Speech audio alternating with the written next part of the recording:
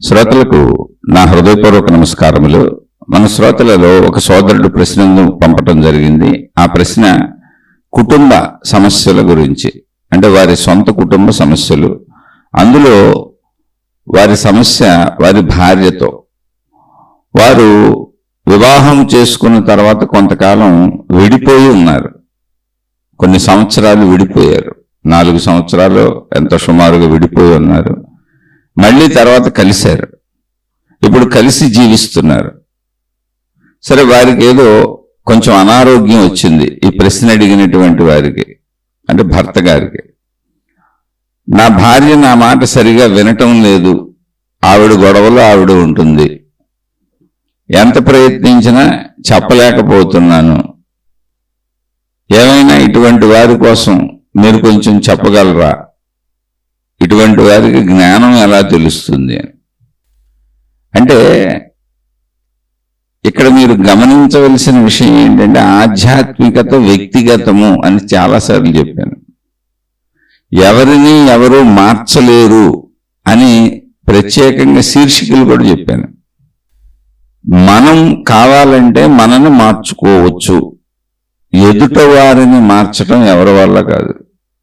భూమి మీదకి అవతరించినటువంటి భగవంతుడు అని పిలువబడుతున్నటువంటి దైవావతారములు కూడా, అంటే మనిషిలా భూమి మీదకి వచ్చి ఆరాధింపబడి అర్చింపబడుతున్నటువంటి దైవావతారాలు ఏమేమి ఉన్నాయో, మహాత్ములు, గురువులు, ఇటువంటి వాళ్ళు కూడా మాటలు చెప్పారు. మాటలనే జ్ఞానబోధన అన్నాం అంతే. కొంచెం గౌరవంగా, అంటే మామూలు మాటలు కాకుండా ఒట్టి మాటలని అనేయకుండా గౌరవంగా జ్ఞాన బోధనను అవి చెప్పారు తప్ప ఎవరిని మార్చటం ఎవరి వల్ల కాదు. ఇక్కడ ఎవరికి వారే మారాలి అసలు విషయం అది. ఇంకొకటి ఏంటంటే, అసలు ఒక దుఃఖము కానీ ఒక బాధ కానీ ఎప్పుడు వస్తుంది అంటే, వాళ్ళు నేను అనుకున్నట్టుగా జీవించాలి అని మనం అనుకోవటం. ఇక్కడ నేను ఎవరిని ఉద్దేశించి చెప్పటం లేదు, తప్పు ఒప్పుల జోలికి అసలు నేను వెళ్ళటం లేదు. తప్పు ఒప్పు, ధర్మము అధర్మము ఇవనేవి మానవుడు నిర్ణయించుకున్నటువంటివి. మానవ లోకంలో, సృష్టిలో ఎక్కడ లేదు. ఒక మానవ జాతికి తప్ప సృష్టిలో ఎక్కడా తప్పు ఒప్పు అనేది లేదు. మీరు చూసుకోండి. ఈ తప్పు ఒప్పు అనేది పెట్టుకుంది, ధర్మము అధర్మము అనేది పెట్టుకుంది, న్యాయము అన్యాయము అనేది పెట్టుకుంది మనిషి. అయితే మొత్తం ఇలా అన్నింటినీ సమతూకం చేయడం కుదురుతుందా అంటే, జీవన విధానానికి పెట్టుకున్నాం తప్ప ధర్మము అధర్మము, సత్యము అసత్యము, న్యాయము అన్యాయము, ఇలా జీవన విధానానికి పెట్టుకున్నాం. కానీ మొత్తము సత్యము, మొత్తము ధర్మము, మొత్తము న్యాయము ఇలా పాటించడం కుదురుతుందా అంటే ఖచ్చితంగా కుదరదు. కానీ ధర్మంగానే బతకాలి, కుదరకపోయినా ధర్మంగానే బతకాలి. ఎందుకని అంటే, కుదరకపోవటం అనేది ఆశలోంచి పుట్టింది, ఒక నిర్ణయంలోంచి పుట్టింది. ఆ నిర్ణయం మంచిదా చెడ్డదా అనేది కానీ కాదు. కుదరకపోవటం, కుదుర్చుకోవటం అనేవి ఇవన్నీ కూడా మనిషి చేసుకున్నటువంటి నిర్ణయాలు. ఇప్పుడు సత్యహరిశ్చంద్రుడు అంటారు. అద్భుతమైనటువంటి సత్యానికి ప్రతీకగా ఆయన చెబుతారు. సత్యం అనేది ఏదైనా ఉంటే ఆడిన మాట తప్పను అనేటువంటి నిర్ణయం ఆయన తీసుకున్నారు. అది స్వతంత్ర నిర్ణయం. దాన్ని మనందరం ఆమోదిస్తాం. ఇప్పుడు కూడా సత్యహరిశ్చంద్రుడి పేరే చెప్పుకుంటాం, సత్యం అనే దానికి. కానీ అందులో చాలా నష్టపోయిన వాళ్ళు ఉన్నారు. ఆయన తన కుటుంబ సభ్యులందరినీ నష్టపెట్టారు, కష్టపెట్టారు. తానొక్కడే నష్టపోతే సత్యం మీద నిలబడేది ప్రాబ్లం లేదు. తన భార్యా పిల్లల్ని పని మనుషుల కింద అమ్మేశారు. చక్రవర్తి భార్య, చక్రవర్తి కొడుకు, వాళ్ళకేం అలవాటు ఉంటుంది. అంటే కుటుంబ పరంగా అక్కడ అన్యాయం జరిగింది, అధర్మం జరిగింది. కానీ తన మాట కోసం తన భార్యా పిల్లల్ని పణంగా పెట్టారు. ఇప్పుడు ఏమైంది, ఇక్కడ ఈ సత్యంలో మళ్ళీ ఆ పక్కన ఒక అసత్యం అధర్మం ఉంది. కానీ అది కుటుంబ పరంగా ఆయన ఎంచుకున్న నిర్ణయం. ఆయన అనుసరించారు ఆ భార్య పిల్లలు. ఎందుకని ఏం చేయాలి? ఇప్పుడు భర్తను అనుసరించడం తప్ప ఏం చేయగలరు? అలాంటి అసక్తత స్థితిలో చాలా మంది ఉంటారు. పూర్వం ఇంకా ఉన్నారు. ఇప్పుడు ఇంకా కొంచెం చదువుకొని ఆడపిల్లలు కూడా చదువులు, ఉద్యోగాలు ఇవన్నీ వచ్చినాయి. అలాగే ఆడపిల్లల వలన, అంటే ఆడవాళ్ల వలన ఇబ్బంది పడే వాళ్ళు ఉంటారు. అంటే ఒక నిర్ణయం, ఇంతకీ సత్యహరిశ్చంద్రుడు అనే దాంట్లో నష్టం జరగలేదా అంటే జరిగింది. ఆయన సొంత కుటుంబానికి జరిగింది.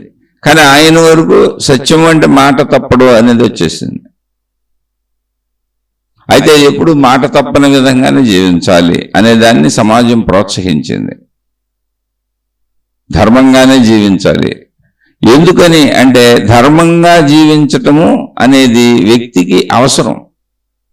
ధార్మిక వ్యవస్థ అనేది మానవ జీవనంలో జ్ఞానోన్నతి కలిగినటువంటి జీవి మనిషి. కానీ అందులో నష్టాలు, లాభాలు ఉండవంటే వ్యక్తిగతంగా ఉంటాయి. తన భార్యా పిల్లలు నమ్ముతున్నప్పుడు ఆయన చాలా దుఃఖపడి ఉంటారు.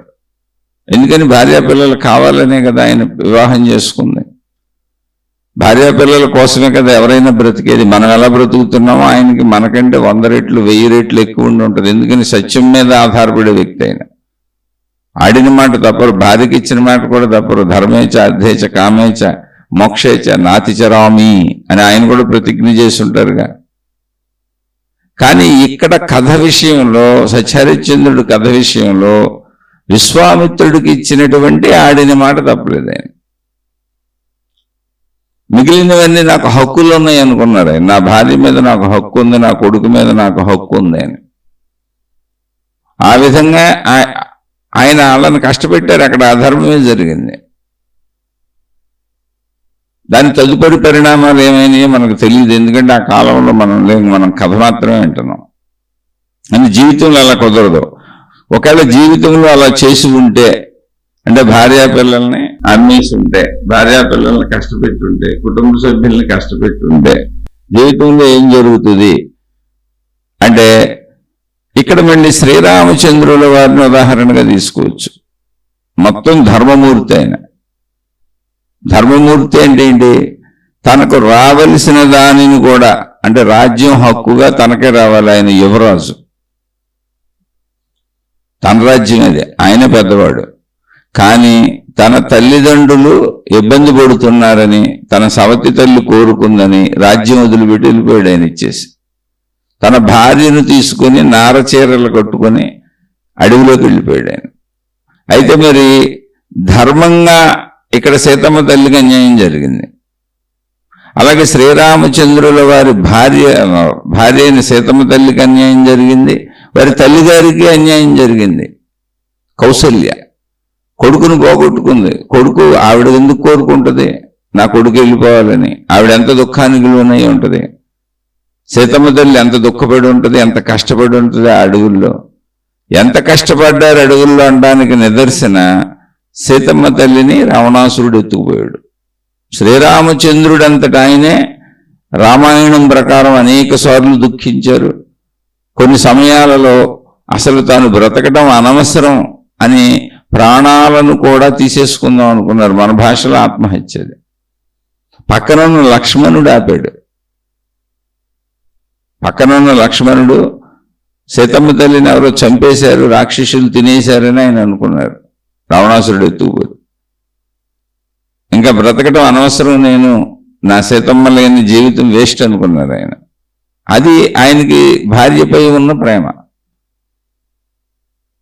అయితే అక్కడ రాజ్యము ఈయన వదిలి వచ్చేయటం అనేది, తన హక్కును వదలటం అనేది కుటుంబం మీద, తల్లిదండ్రుల మీద ఉన్న ప్రేమనే చూపించారు తప్ప, ఇటువంటి మహానుభావుడు రాజుగా ఉంటే రాజ్య ప్రజలకు ఎంత మేలు జరిగేదో. అంటే ఇంకో పక్క ఇప్పుడు ఒక నష్టం జరుగుతూ ఉంటుంది. బ్యాలెన్సింగ్ థియరీ సృష్టి అంతా. మీరు ఒకటి చేస్తే అది ఇంకోటి అవుతుంది, ఇంకోటి అవ్వకుండా చేయలేరు మీరు. ద్వంద్వ ప్రకృతి, ద్వంద్వ ప్రవృత్తి ఇది సృష్టి అంతా. అందుకే ఒక సిద్ధాంతం ఉంది ఇక్కడ, శక్తి సిద్ధాంతం. ఏంటంటే for every action there is equivalent reaction. Reaction అంటే మనం ఒక బంతిని గోడకు కొడితే, బలంగా ఒక బంతిని గోడకేసి కొట్టాం, ఏం జరుగుతుంది? తిరిగి అది వెనక్కి వస్తుంది. మళ్ళీ ఎవరు కొట్టారో వాళ్ళ వైపే వస్తుంది. అది శక్తి సూత్రం ఇక్కడ. అదే కర్మ సిద్ధాంతం. ఒక ఉయ్యాలని ముందుకి తోసాం, ముందుకు ఊపాం బలంగా, మళ్ళీ అది వెనక్కి వస్తుంది. ఎంత బలంగా ముందుకు ఊపామో, ముందుకు తోసామో అంత బలంగా వెనక్కి వస్తుంది. ఇది సృష్టి సిద్ధాంతం. అందుకని సృష్టి ఎప్పుడు ద్వంద్వత్వంలో ఉంటుంది. ద్వంద్వత్వం అంటే మనం ఏం చేసినా మనం ఒక ఉద్దేశంతో చేయొచ్చు, మనం అనుకున్న ఉద్దేశం సఫలీకృతం అవ్వచ్చు, కానీ దానికి వ్యతిరేకమైన అనేకం జరుగుతాయి పక్కన. అవన్నీ గమనించాలి. అయినా ధర్మంగానే జీవించాలి, మంచిగానే జీవించాలి. ఎందుకనంటే ధర్మము అనేది మనిషి పెట్టుకున్నటువంటి కట్టుబాట్లలో కొంచెం బెటర్. దానివల్ల నష్టం జరగదని కాదు, తన వాళ్ళకేదో నష్టం జరుగుద్ది. బయట ఇష్టపూర్వకంగా అధర్మాన్ని అన్యాయం చేయటం అనేది ప్రపంచంలో జంతు ప్రవృత్తి అయిపోయింది. అలా ఇప్పుడు తన వాళ్ళ కోసం ఇప్పుడు లంచాలు తీసుకునే వాళ్ళు ఉన్నారు, అనేక రకాల మోసాలు చేసేవాళ్ళు ఉన్నారు. వీళ్ళందరూ తన వాళ్ళ కోసమే. అయితే అక్కడ ఏం జరిగింది? ఇప్పుడు ఎదుటివాడు నష్టపోయాడు, వీళ్ళు లాభపడ్డారు. వీళ్ళ కుటుంబ సభ్యులు లాభపడ్డారు, ఎదుట కుటుంబం ఏదో నష్టపోయింది. వాళ్ళ డబ్బులు దోచుకొచ్చాడు, అన్యాయంగా ఎత్తుకొచ్చాడు, దొంగతనాలు చేశాడు, దోపిడీలు చేశాడు, హత్యలు చేశాడు. అది జంతు ప్రవృత్తి. తన వాళ్ళందరూ బాగుండాలనేటువంటి మోహము మమకారంతో సహజ మనుషులు ఉంటారు కాబట్టి జంతు ప్రవృత్తిలో ఎక్కువ ప్రవర్తిస్తూ ఉంటారు. అందుకని ధర్మాధర్మంలో నిర్ణయం చేసుకొని ఏం చెప్పారంటే అందరం ధర్మంగా ఉందాం. ఒక్కొక్కసారి ఆ ధర్మం వలన, సత్యం వలన మన వాళ్ళు నష్టపోవచ్చు అనే ధార్మికమైనటువంటి రూల్స్ మనుషులే పెట్టుకున్నారు. అంటే ధార్మికము అంటే ఏంటి? నాకెక్కడ ప్రేమ ఉందో, నాకెక్కడ అభిమానం ఉందో, నాకెక్కడ ఇష్టం ఉందో, నేను నాది నా వాళ్ళు కొంచెం నష్టపోయినా పర్వాలేదు, ఎదుటివాడిని మాత్రం నష్టపరచడం అనేది ఉన్నతమైనటువంటి సంస్కారం, జంతు ప్రవృత్తి కాదు. నేను నాది నా వాళ్ళ కోసం ఎదుటి వాళ్ళని నష్టపరచడం జంతు ప్రవృత్తి. మళ్ళీ నేను నాది నా వాళ్ళకు వచ్చినప్పుడు మళ్ళీ గమనించండి, ఇక్కడ ఆధ్యాత్మికం అంటే ఏంటి అంటే నేను నాది నా వాళ్ళ కోసం ఎదుటి వాళ్ళని కష్టపెట్టను. అయితే అవసరమైతే నేనే కష్టపడతాను, కొంచెం నా వాళ్ళకే నష్టం జరుగుద్ది. సత్యహరిశ్చంద్రుడి విషయంలో ఆయన భార్యా పిల్లలకు నష్టం జరిగింది. అలాగే శ్రీరామచంద్రుల వారి విషయంలో ఆయన భార్యని రావణాసురుడు ఎత్తుకుపోయాడు, పెద్ద యుద్ధమే చేయాల్సి వచ్చింది. ఆయన నష్టం జరిగింది అక్కడ. ఆయనకి శ్రీరామచంద్రుడు నష్టపోయాడు, అక్కడ పెద్ద నష్టమే జరిగింది, చిన్నదేం కాదు. రామాయణం కథ మొత్తం అదే. మళ్ళీ అది అయిపోయినాక ఇంటికి వచ్చినాక మళ్ళీ కొంతకాలం కాపురం చేసినాక మళ్ళీ సీతమ్మ తల్లిని ఆయన పంపించేశారు, వాల్మీకి మహర్షి ఆశ్రమంలో దింపేశారు. అసలు బిడ్డలను ఆయన చూడలేదు, ఆయన నిండు గర్భవతిగా ఉందామె. అక్కడ లవకుశులు జన్మించారు. అంటే భార్య అంత బాధపడి ఉంటుందో చూడండి. ఎందుకని? ధర్మం కోసం, రాజధర్మం కోసం. అంటే యాక్చువల్గా మన వాళ్ళ మీద మనకు ప్రేమ ఉంటుంది, అది శత్రుత్వంతో చేయకూడదు. అక్కడ శ్రీరామచంద్రుల వారికి విపరీతమైన ప్రేమ ఉంది. ఈ ప్రేమని మోహంగా మలుచుకొని తన కోరికల కోసం, తన వాళ్ళ కోరికల కోసం, తన కుటుంబం కోసం ఇతరులని మోసం చేయటం, అంటే సంబంధం లేని వాళ్ళని మోసం చేయటం, వాళ్ళని ఎత్తుకుపోవటం, వాళ్ళది లాక్కోవటం, వాళ్ళని నష్టపరచటం జంతువుల ప్రవృత్తి. జంతువులు అంతే, క్రూర జంతువులు సాధు జంతువులను చంపి తినేస్తుంటాయి. అయితే అది జంతు ప్రవృత్తి, జంతువుల్లో ధర్మమే అది. మనిషి ఆ పని చేయకూడదు. ఎందుకంటే జంతువులకి అలా పెట్టబడింది సృష్టి నిర్ణయం అది.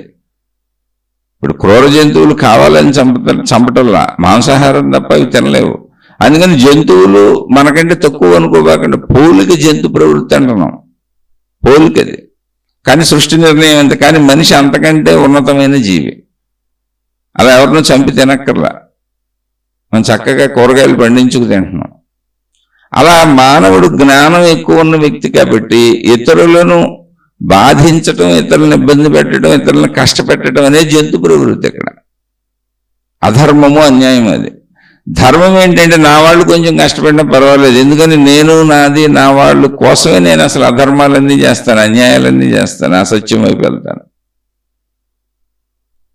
అయితే ఇక్కడ లాభం లేని నష్టము, నష్టము లేని లాభము ఉండదు, చేయటం కుదరదు.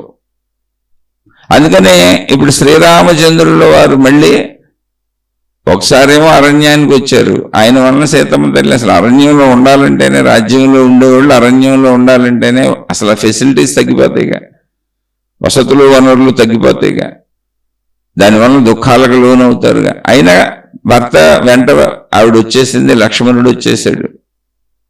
ఇద్దరూ ఎంతో కష్టపడ్డారు. అలానే ఆయన కూడా కష్టపడ్డారు. అయితే ఆయన కష్టపడింది తన మాట కోసం, తన ధర్మాన్ని, తన కర్తవ్యాన్ని నిర్వహించుకోవటం కోసం. అంటే ఆయన నిర్ణయం, ఆయన నిర్ణయం కోసం పక్కన ఇద్దరు కష్టపడ్డారు, లక్ష్మణుడు సీతమ్మ తల్లి. అయితే అది ఆ కష్టాన్ని మనం ధర్మంగానే తీసుకుంటాం. ఎందుకని అంటే ప్రపంచంలో ఎవరైనా తన వాళ్ళ కోసమే ఇతరులకు అన్యాయం చేస్తారు. ఇప్పుడు కైకమ్మ రాముడిని ఎందుకు వెళ్ళిపోమంది? తన కొడుకుకి రాజ్యం కోసం. అంటే తన కొడుకుకి రాజ్యం కోసం ఇంకొక కొడుకుని అన్యాయం చేసేసి వాళ్ళు ఎలా అయినా ఉన్నా పర్వాలేదు, వాళ్ళ రాజ్యాలు వదిలిపెట్టేసి ఎలా బతికినా పర్వాలేదు, వాళ్ళు ఎంత కష్టపడినా పర్వాలేదు. అది జంతు ప్రవృత్తిగా మనం చెప్పుకుంటున్నాం. సహజంగా మనుషులు అలా ఉంటారు కాబట్టి ధర్మంగా ఉండండి అని చెప్పారు. ఎందుకంటే ధర్మంలో జీవితం కొంచెం ఎక్కువ సుఖవంతంగా సాగుతుంది. ప్రపంచం అంతా, మనకని కాదు, మొత్తం విశ్వం మొత్తం, మానవ జాతికి అంతా. అది ధర్మము అంటే. ఇక్కడ ఇప్పుడు మరి ధర్మంలో నష్టపోలేదంటే సీతమ్మ తల్లి నష్టపోయింది, లక్ష్మణుడు నష్టపోయాడు, తర్వాత సీతమ్మ తల్లి రావణాసురుడు ఎత్తుకుపోయాడు, పెద్ద యుద్ధాలే జరిగినాయి. మళ్ళీ సీతమ్మ తల్లిని తీసుకొచ్చారు, మళ్ళీ సీతమ్మ తల్లిని వదిలేశారు. ఇలా కుటుంబ సభ్యుల మధ్య, అంటే ధర్మం కోసం కుటుంబ సభ్యుల్ని బాగా ఇబ్బందులు పెట్టుకుంటూ వెళ్ళినప్పుడు ఏం జరిగింది అంటే చిట్ట చివరిలో లవకుశులను అప్పచెప్పేసి సీతమ్మ తల్లి ఇక శ్రీరామచంద్రుడి దగ్గరికి వెళ్ళలేదు. అంటే ఏదైనా నేను ఇబ్బందులు పడ్డాను, ఇంకా అక్కర్లేదు అనుకుంది ఆవిడ. అంటే ఇక్కడ నేను విషయాన్ని క్రిటిసైజ్ చేయట్లా. సీతమ్మ తల్లి భూమాతను పిలిచి, ఆవిడ తల్లి భూమాత, తన తల్లి పుట్టింటికి వెళ్ళిపోయింది, మామూలు మన భాషలో చెప్పుకోవాలండి. ఇక వద్దు, ఈయన ధర్మమూర్తే, కానీ ధర్మమూర్తితో ఉండటం కష్టం అని పుట్టింటికి వెళ్ళిపోయింది. ఇదిగో నీ పిల్లలు నీకు అప్పచెప్పేస్తున్నానని అలా భూమాతను పిలిచి భూమాత దగ్గరికి వెళ్ళిపోయింది. తర్వాత శ్రీరామచంద్రుడు కొంతకాలానికి రాజ్యాన్ని పిల్లలకు అప్పచెప్పి ఆయన వెళ్ళిపోయారు. సరే, అది ఇక జీవితంలో ఎక్కడో చోట అన్నిటికీ ఒక ముగింపు ఉంటుంది. కానీ అక్కడ కష్టాలు జరగలేదా, నష్టాలు జరగలేదా అంటే శ్రీరామచంద్రుడు భార్యా వియోగంతో నిత్య శోకంతో ఉన్నారు. కానీ ఆయన నిర్ణయం, నేను ధర్మం తప్పకూడదు అని. రాజ్యం వదిలిపెట్టి వెళ్ళిపోవడం ఆయన ధర్మం కాదు, ధర్మపరంగా ఆయనే రాజు. కానీ అక్కడ కుటుంబంలో తల్లిదండ్రులను గౌరవించడం అనే ధర్మాన్ని పాటించారు. అంటే ఎన్నుకున్న ధర్మాలు ఉంటాయి, ఆయన ఎన్నుకోబడిన ధర్మం అది ఎన్నుకోబడిన ధర్మం. శ్రీరామచంద్రుడు కొన్ని ధర్మాలను అలా ఎన్నుకున్నారు ఆయన. అలా మానవ జీవితం ఎలా ఉండాలో చెప్పారు. ఒక కొడుకుగా తల్లిదండ్రులను గౌరవించారు ఆయన. ఆ స్థానం అది, అప్పుడున్న స్థానం అది. ఒక రాజుగా ప్రజలను గౌరవించారు. అందుకని సీతమ్మ తల్లిని వదిలేశారు. ఎవడో సీతమ్మ తల్లి గురించి కారు కూతలు కూశాడు. అంటే మరి రావణాసురుడు ఎత్తుకుపోయాడు కదా, మిగిలిన స్టోరీలు తెలీదు. సహజంగా ఎక్కడెక్కడో తిరిగి వస్తూ ఉంటారు అనేటువంటి అపవాదులు ప్రపంచంలో ఉంటాయిగా భార్యాభర్తల మధ్య. అలా సహజంగా మాట్లాడాడు అతను. కానీ అవి ప్రపంచంలో ఉంటాయి. ఇప్పుడు భర్తకు తెలియకుండా భార్య చేయకూడదేమి, భార్యకు తెలియకుండా భర్త చేయకూడదేమి. మరి అలాంటప్పుడు అపనమ్మకాలు కలుగుతాయి, ఒకళ్ళ మీద ఒకళ్ళకి అన్యోన్యతలు తగ్గుతాయి. అదే విషయాన్ని ఎవడో తాగుబోతూ ప్రస్తావించినప్పుడు ఇప్పుడు ప్రజలు పాడైపోతారనే రాజధర్మానికి కట్టుబడి ఒక రాజుగారి భార్య అలా ఉంటే ప్రజలు పాడైపోతారు. ఎందుకే ఆవిడ తప్పు చేయలా, కానీ తప్పులు జరిగితే ఏంటి అన్నప్పుడు సీతమ్మ తల్లిని వదిలేసి చూపించారు. ఇలా చెయ్యాలి అంతే. అక్కడ మళ్ళీ తను రాజుగా నిలబడ్డారు. అదంటే ఎంచుకున్న ధర్మాలు, రెండో వాళ్ళు నష్టపోకుండా ఉంటారనేది అనుకోపాకండి ఎప్పుడు. కానీ ఆ రెండో వాళ్ళు ఎవరంటే మనమే, మనవాళ్లే, బయట వాళ్ళు కాదు. సంబంధం లేని వాళ్ళని బాధ పెట్టడం, సంబంధం లేని వాళ్ళని కష్టపెట్టడం, సంబంధం లేని వాళ్ళని ఇబ్బంది పెట్టడం, సంబంధం లేని వాళ్ళని దోచుకోవటం, సంబంధం లేని వాళ్ళని మోసగించటం, ఇవన్నీ కూడా దారుణమైనటువంటి జంతు ప్రవృత్తి. ఎవరి కోసం? మన వాళ్ళ కోసం కాదు. అదేదో మన వాళ్ళనే కొంచెం కష్టపడినాయి, ధార్మికంగా ఉండు. సంబంధం లేని వాళ్ళని ఎందుకు బాధ పెడతావు? సంబంధం ఉన్న వాళ్ళతోనే సుఖపడు, సంబంధం ఉన్న వాళ్ళతోనే బాధపడు. అలాగే సంబంధం ఉన్న వాళ్ళనే సుఖపెట్టు, సంబంధం ఉన్న వాళ్ళనే బాధపెట్టు. కానీ ధార్మికంగా జీవించు, ధర్మంగా జీవించు, సత్యంగా జీవించు, మోసపూరితంగా జీవించబాక, వీళ్ళ కోసం ఏ చేయబాక. అదే కర్మ సిద్ధాంతం. ఒకవేళ కాదు అని వీళ్ళ కోసం, నేను నాది నా వాళ్ళ కోసం నువ్వు చెడు చేస్తే అంత చెడు తిరిగి నీకు వస్తుంది. ఒకవేళ కాదు ఎక్కడైనా నష్టం జరుగుతుంది కదా. ఇప్పుడు సీతమ్మ తల్లి కష్టపడలేదా, లక్ష్మణుడు కష్టపడలేదా, మళ్ళీ సీతమ్మ తల్లిని వదిలేశారు కదా. అలా ధార్మిక వ్యవస్థని మనం ధర్మంగా జీవిస్తున్నా, మనం ధర్మాన్ని ఆచరిస్తున్నా నష్టం జరుగుతుంది కదా మన వాళ్ళకి. అంటే నువ్వు మోసం చేస్తే అంతకంటే ఎక్కువ నష్టం జరుగుద్ది. కర్మ సిద్ధాంతం ఉంది, ఎంత మోసం ఎదుటి వాళ్ళకి చేసావో అంత మోసాన్ని నువ్వు నీ వాళ్ళు అనుభవించాల్సిందే. అలా అసలు మామూలుగా ఎన్నో కుటుంబాలనే చూశాను నేను. ఇంకోటి ఏంటంటే, ఎప్పుడైనా ఒకటి గుర్తుపెట్టుకోండి, మొత్తం సృష్టిగా వైడ్గా ఆలోచించండి, విశాలంగా ఆలోచించండి. ఒక కష్టము, ఒక ఇబ్బంది, ఒక బాధ, ఒక నష్టము మన జీవితంలోకి వచ్చినాయంటే అది కర్మ సిద్ధాంతం ప్రకారమే జరిగింది. ఎక్కడో తప్పులు ఉన్నాయి, మన ప్రవర్తనలో తప్పులు ఉన్నాయి. మీరు పరిమితంగా ఎత్తుక్కోబాకండి.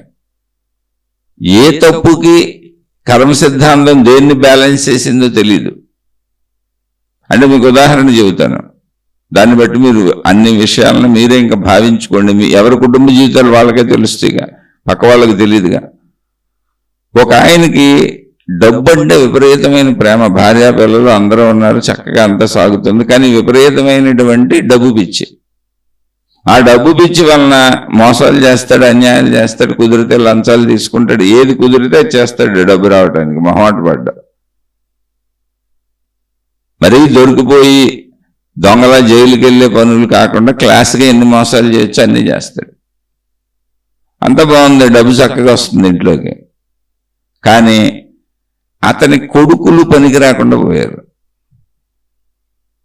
కొడుకులు అసమర్థులైపోయారు, చదువు సంధ్యలు లేకుండా పోయినాయి, తాగుబోతులు తిరుగుబోతులే తిరుగుతున్నారు.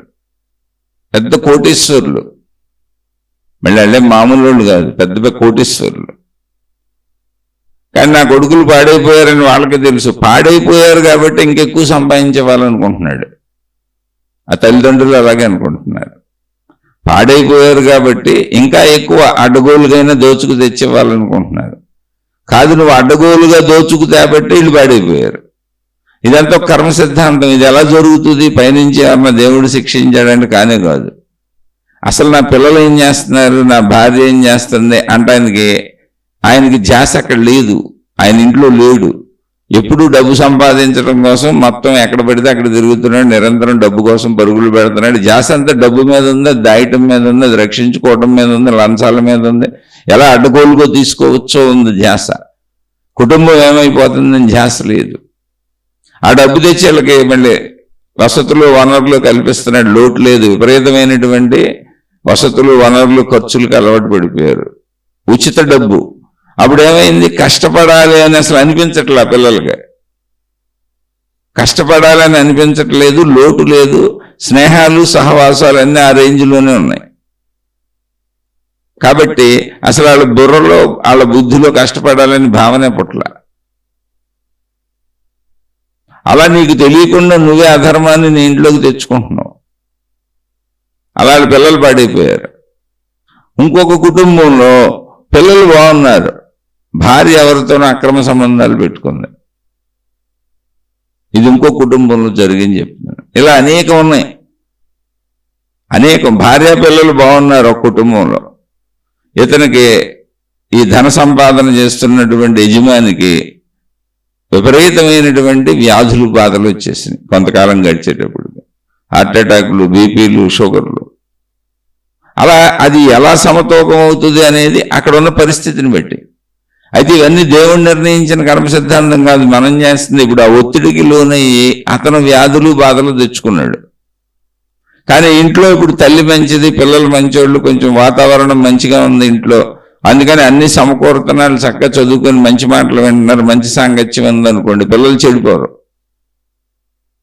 తల్లి చక్కగా బోధిస్తుంది, లేదా ఏదో ఒక సాంగత్యం మంచిది ఎక్కడో చోట దొరికింది, అది బయటో ఇంట్లోనో, అందుకని పిల్లలు చెడిపోలేదు, చక్కగా చదువుకున్నారు. కానీ అతను రోగాల పాలైపోయాడు, జబ్బుల పాలైపోయాడు, విపరీతమైన బాధల పాలైపోయాడు. ఇప్పుడు ఆ సంపాదించిందంతా వీళ్ళ చేతిలో పెట్టి సంపాదనకే పనికి రాకుండా పోయాడు. నానా కష్టాలు పడుతున్నాడు అనారోగ్యాలతో. అలా సమతూకం అవ్వచ్చు. లేదా పిల్లలు చెడిపోయారు ఒక కుటుంబంలో, ఇలా సమతూకం అవ్వచ్చు. లేదా భార్య అక్రమ సంబంధాలు పెట్టుకుంది, అలా సమతూకం అవ్వచ్చు. అసలు ఇంకొక గమ్మత్తైన విషయం ఏంటంటే ఈ అక్రమ సంబంధాలు లేవు, ఏమీ లేవు, ఉన్నంతలో కొద్దిగా బెటర్గానే ఉన్నారు. కాకపోతే పిల్లలు కొద్దిగా బాగా చదువుకోవడాలు ఏమీ లేవు.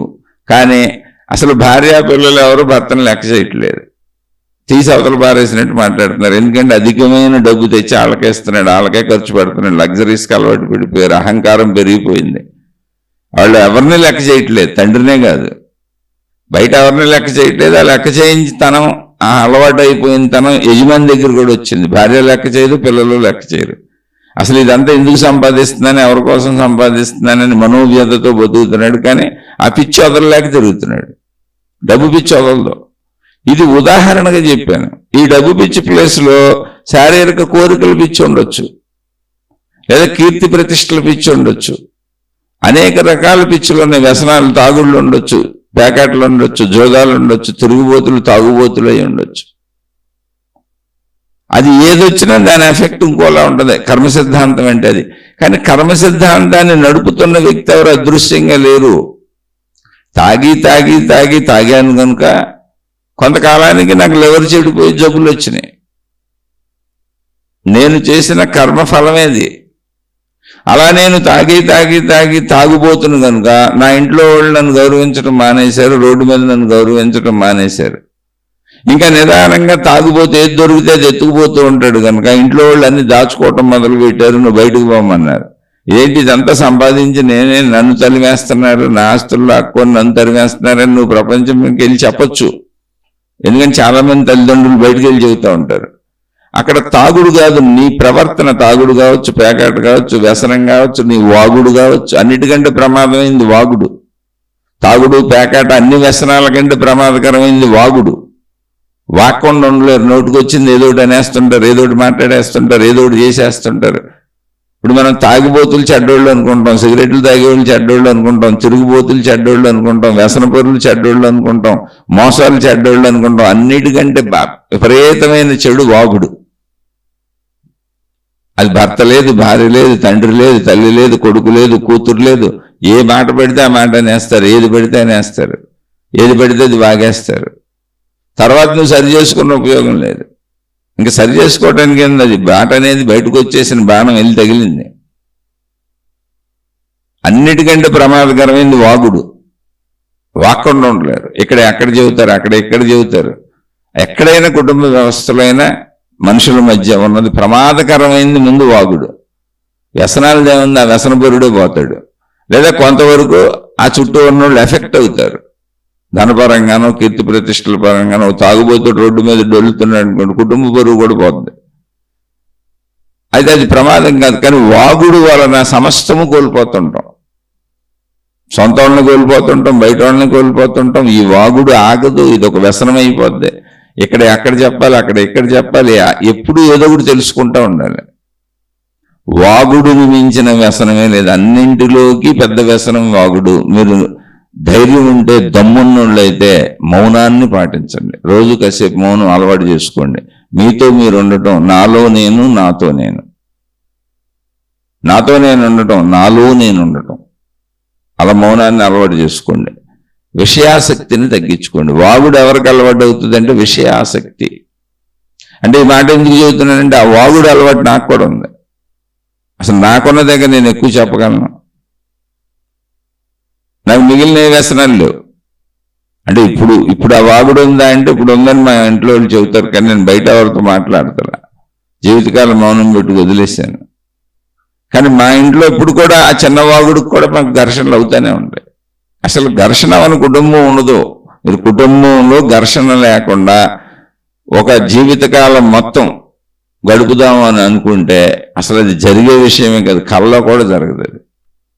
అయితే ఘర్షణ స్థాయిలేంటి అని, చిన్న చిన్న ఘర్షణలు ఎప్పుడైనా వస్తుంటాయి, అది సహజమైన విషయం.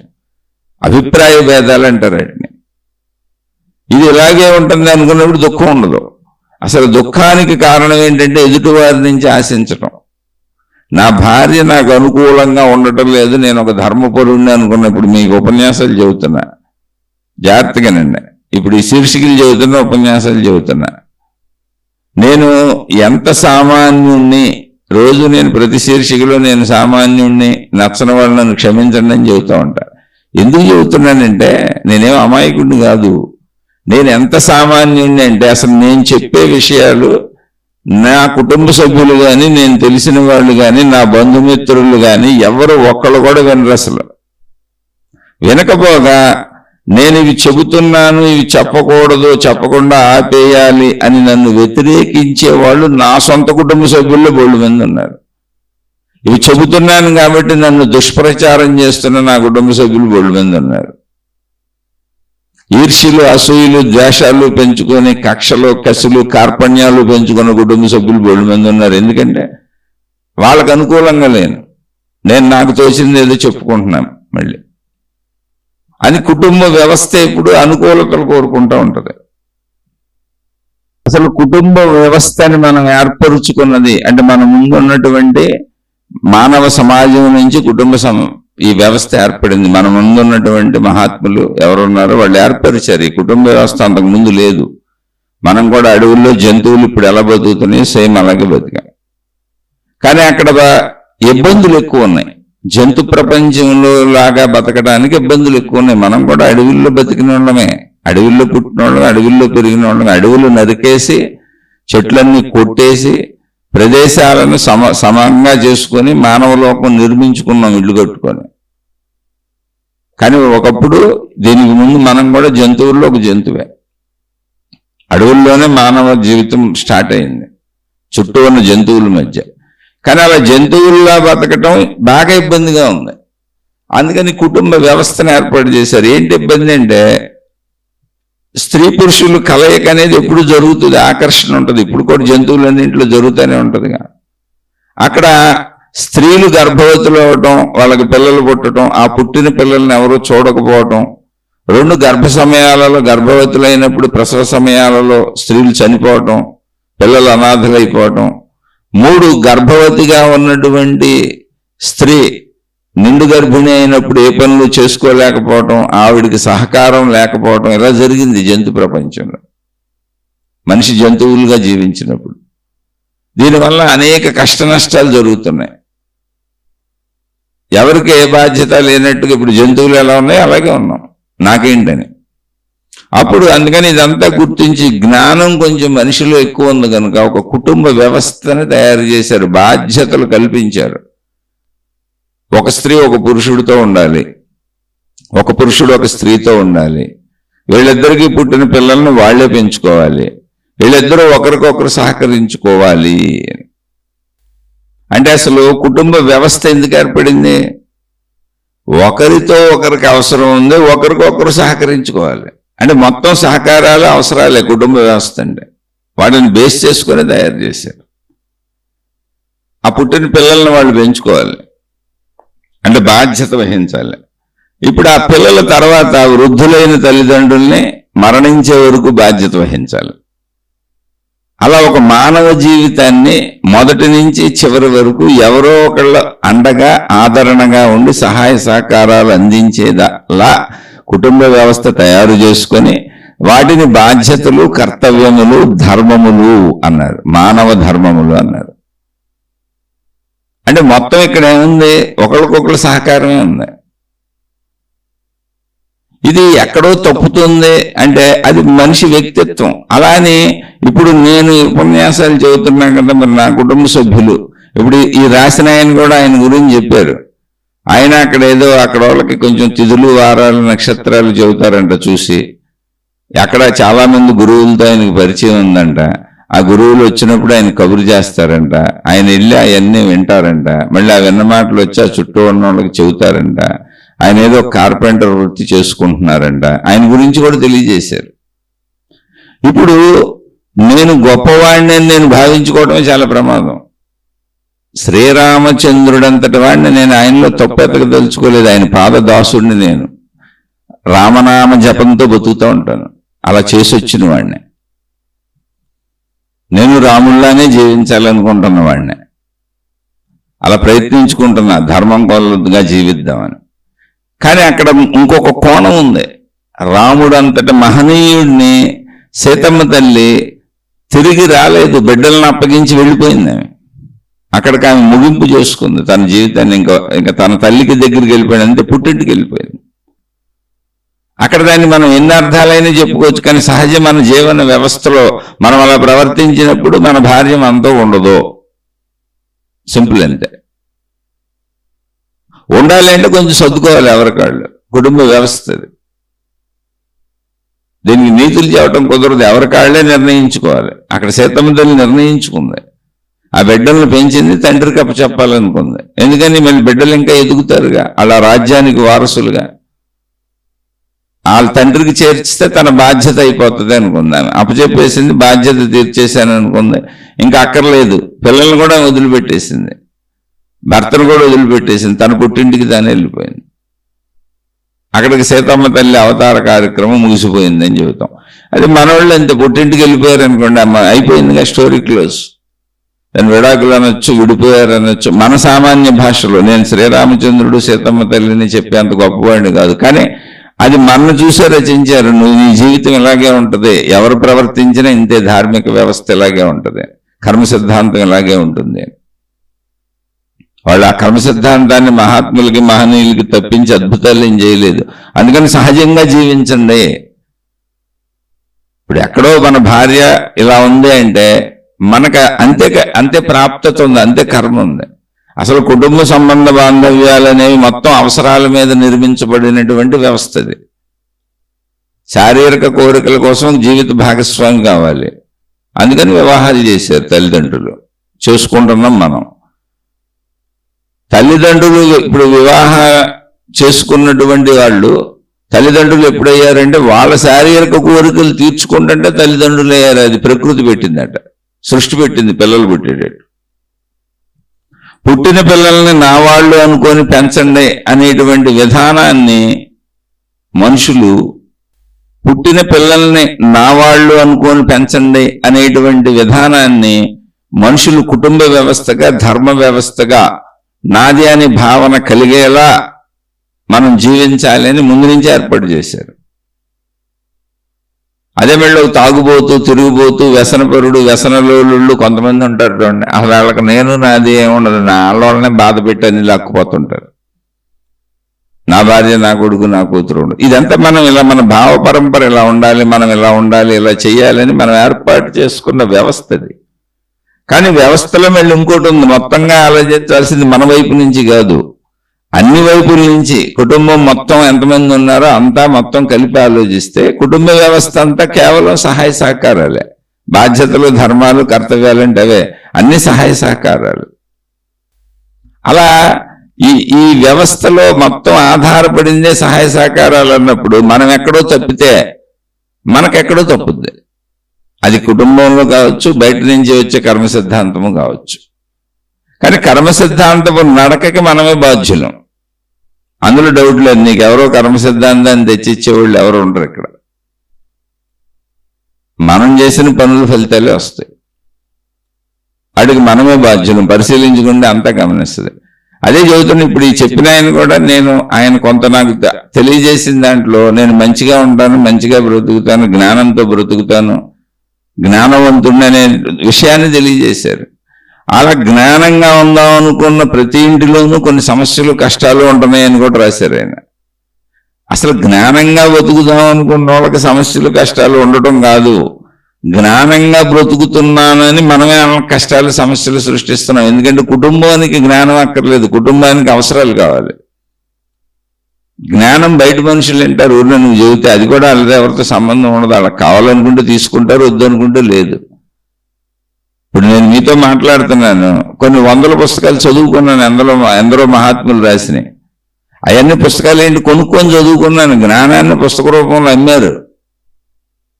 ఎప్పుడో ఎవరో శంకరాచార్యులు వారు చెప్పారండి, ఎక్కడో ఎప్పుడో వేదాలు ఎవరో రచించారండి. కానీ ఇప్పుడు వాటిని అమ్ముతున్నారు, అమ్ముతున్నారు, మనకు ఉచితంగా ఎవరు ఇవ్వట్లేదు. అవి కొనుక్కొని చదువుకున్నా నేను, అంటే జ్ఞానాన్ని కొనుక్కున్నా నేను, అవి అమ్ముకొని వాళ్ళు లాభపడ్డారు.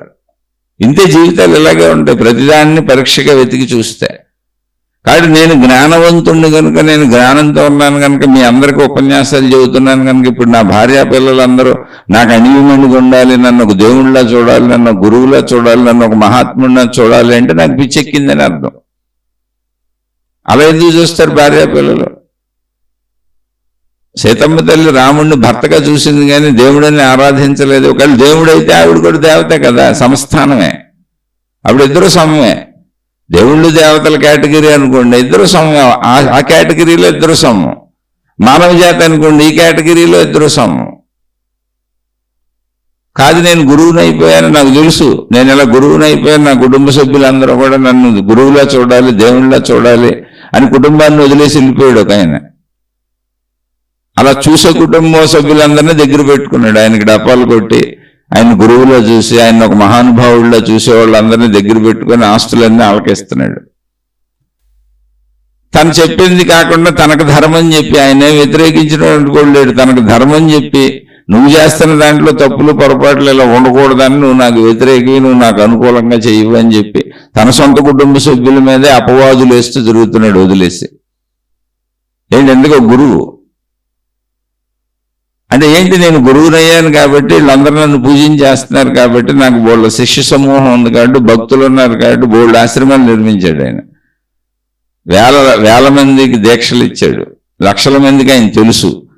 ఆఫ్టర్ ఆల్ ఒకళ్ళిద్దరు కుటుంబ సభ్యులు వ్యతిరేకిస్తే ఇప్పుడు మీరు కూడా దేవుళ్ళ ఫాలో అవ్వాల్సిందే, నేను చెప్పినట్టు చేయాల్సిందే, మీకు కూడా దేవుణ్ణి నేను.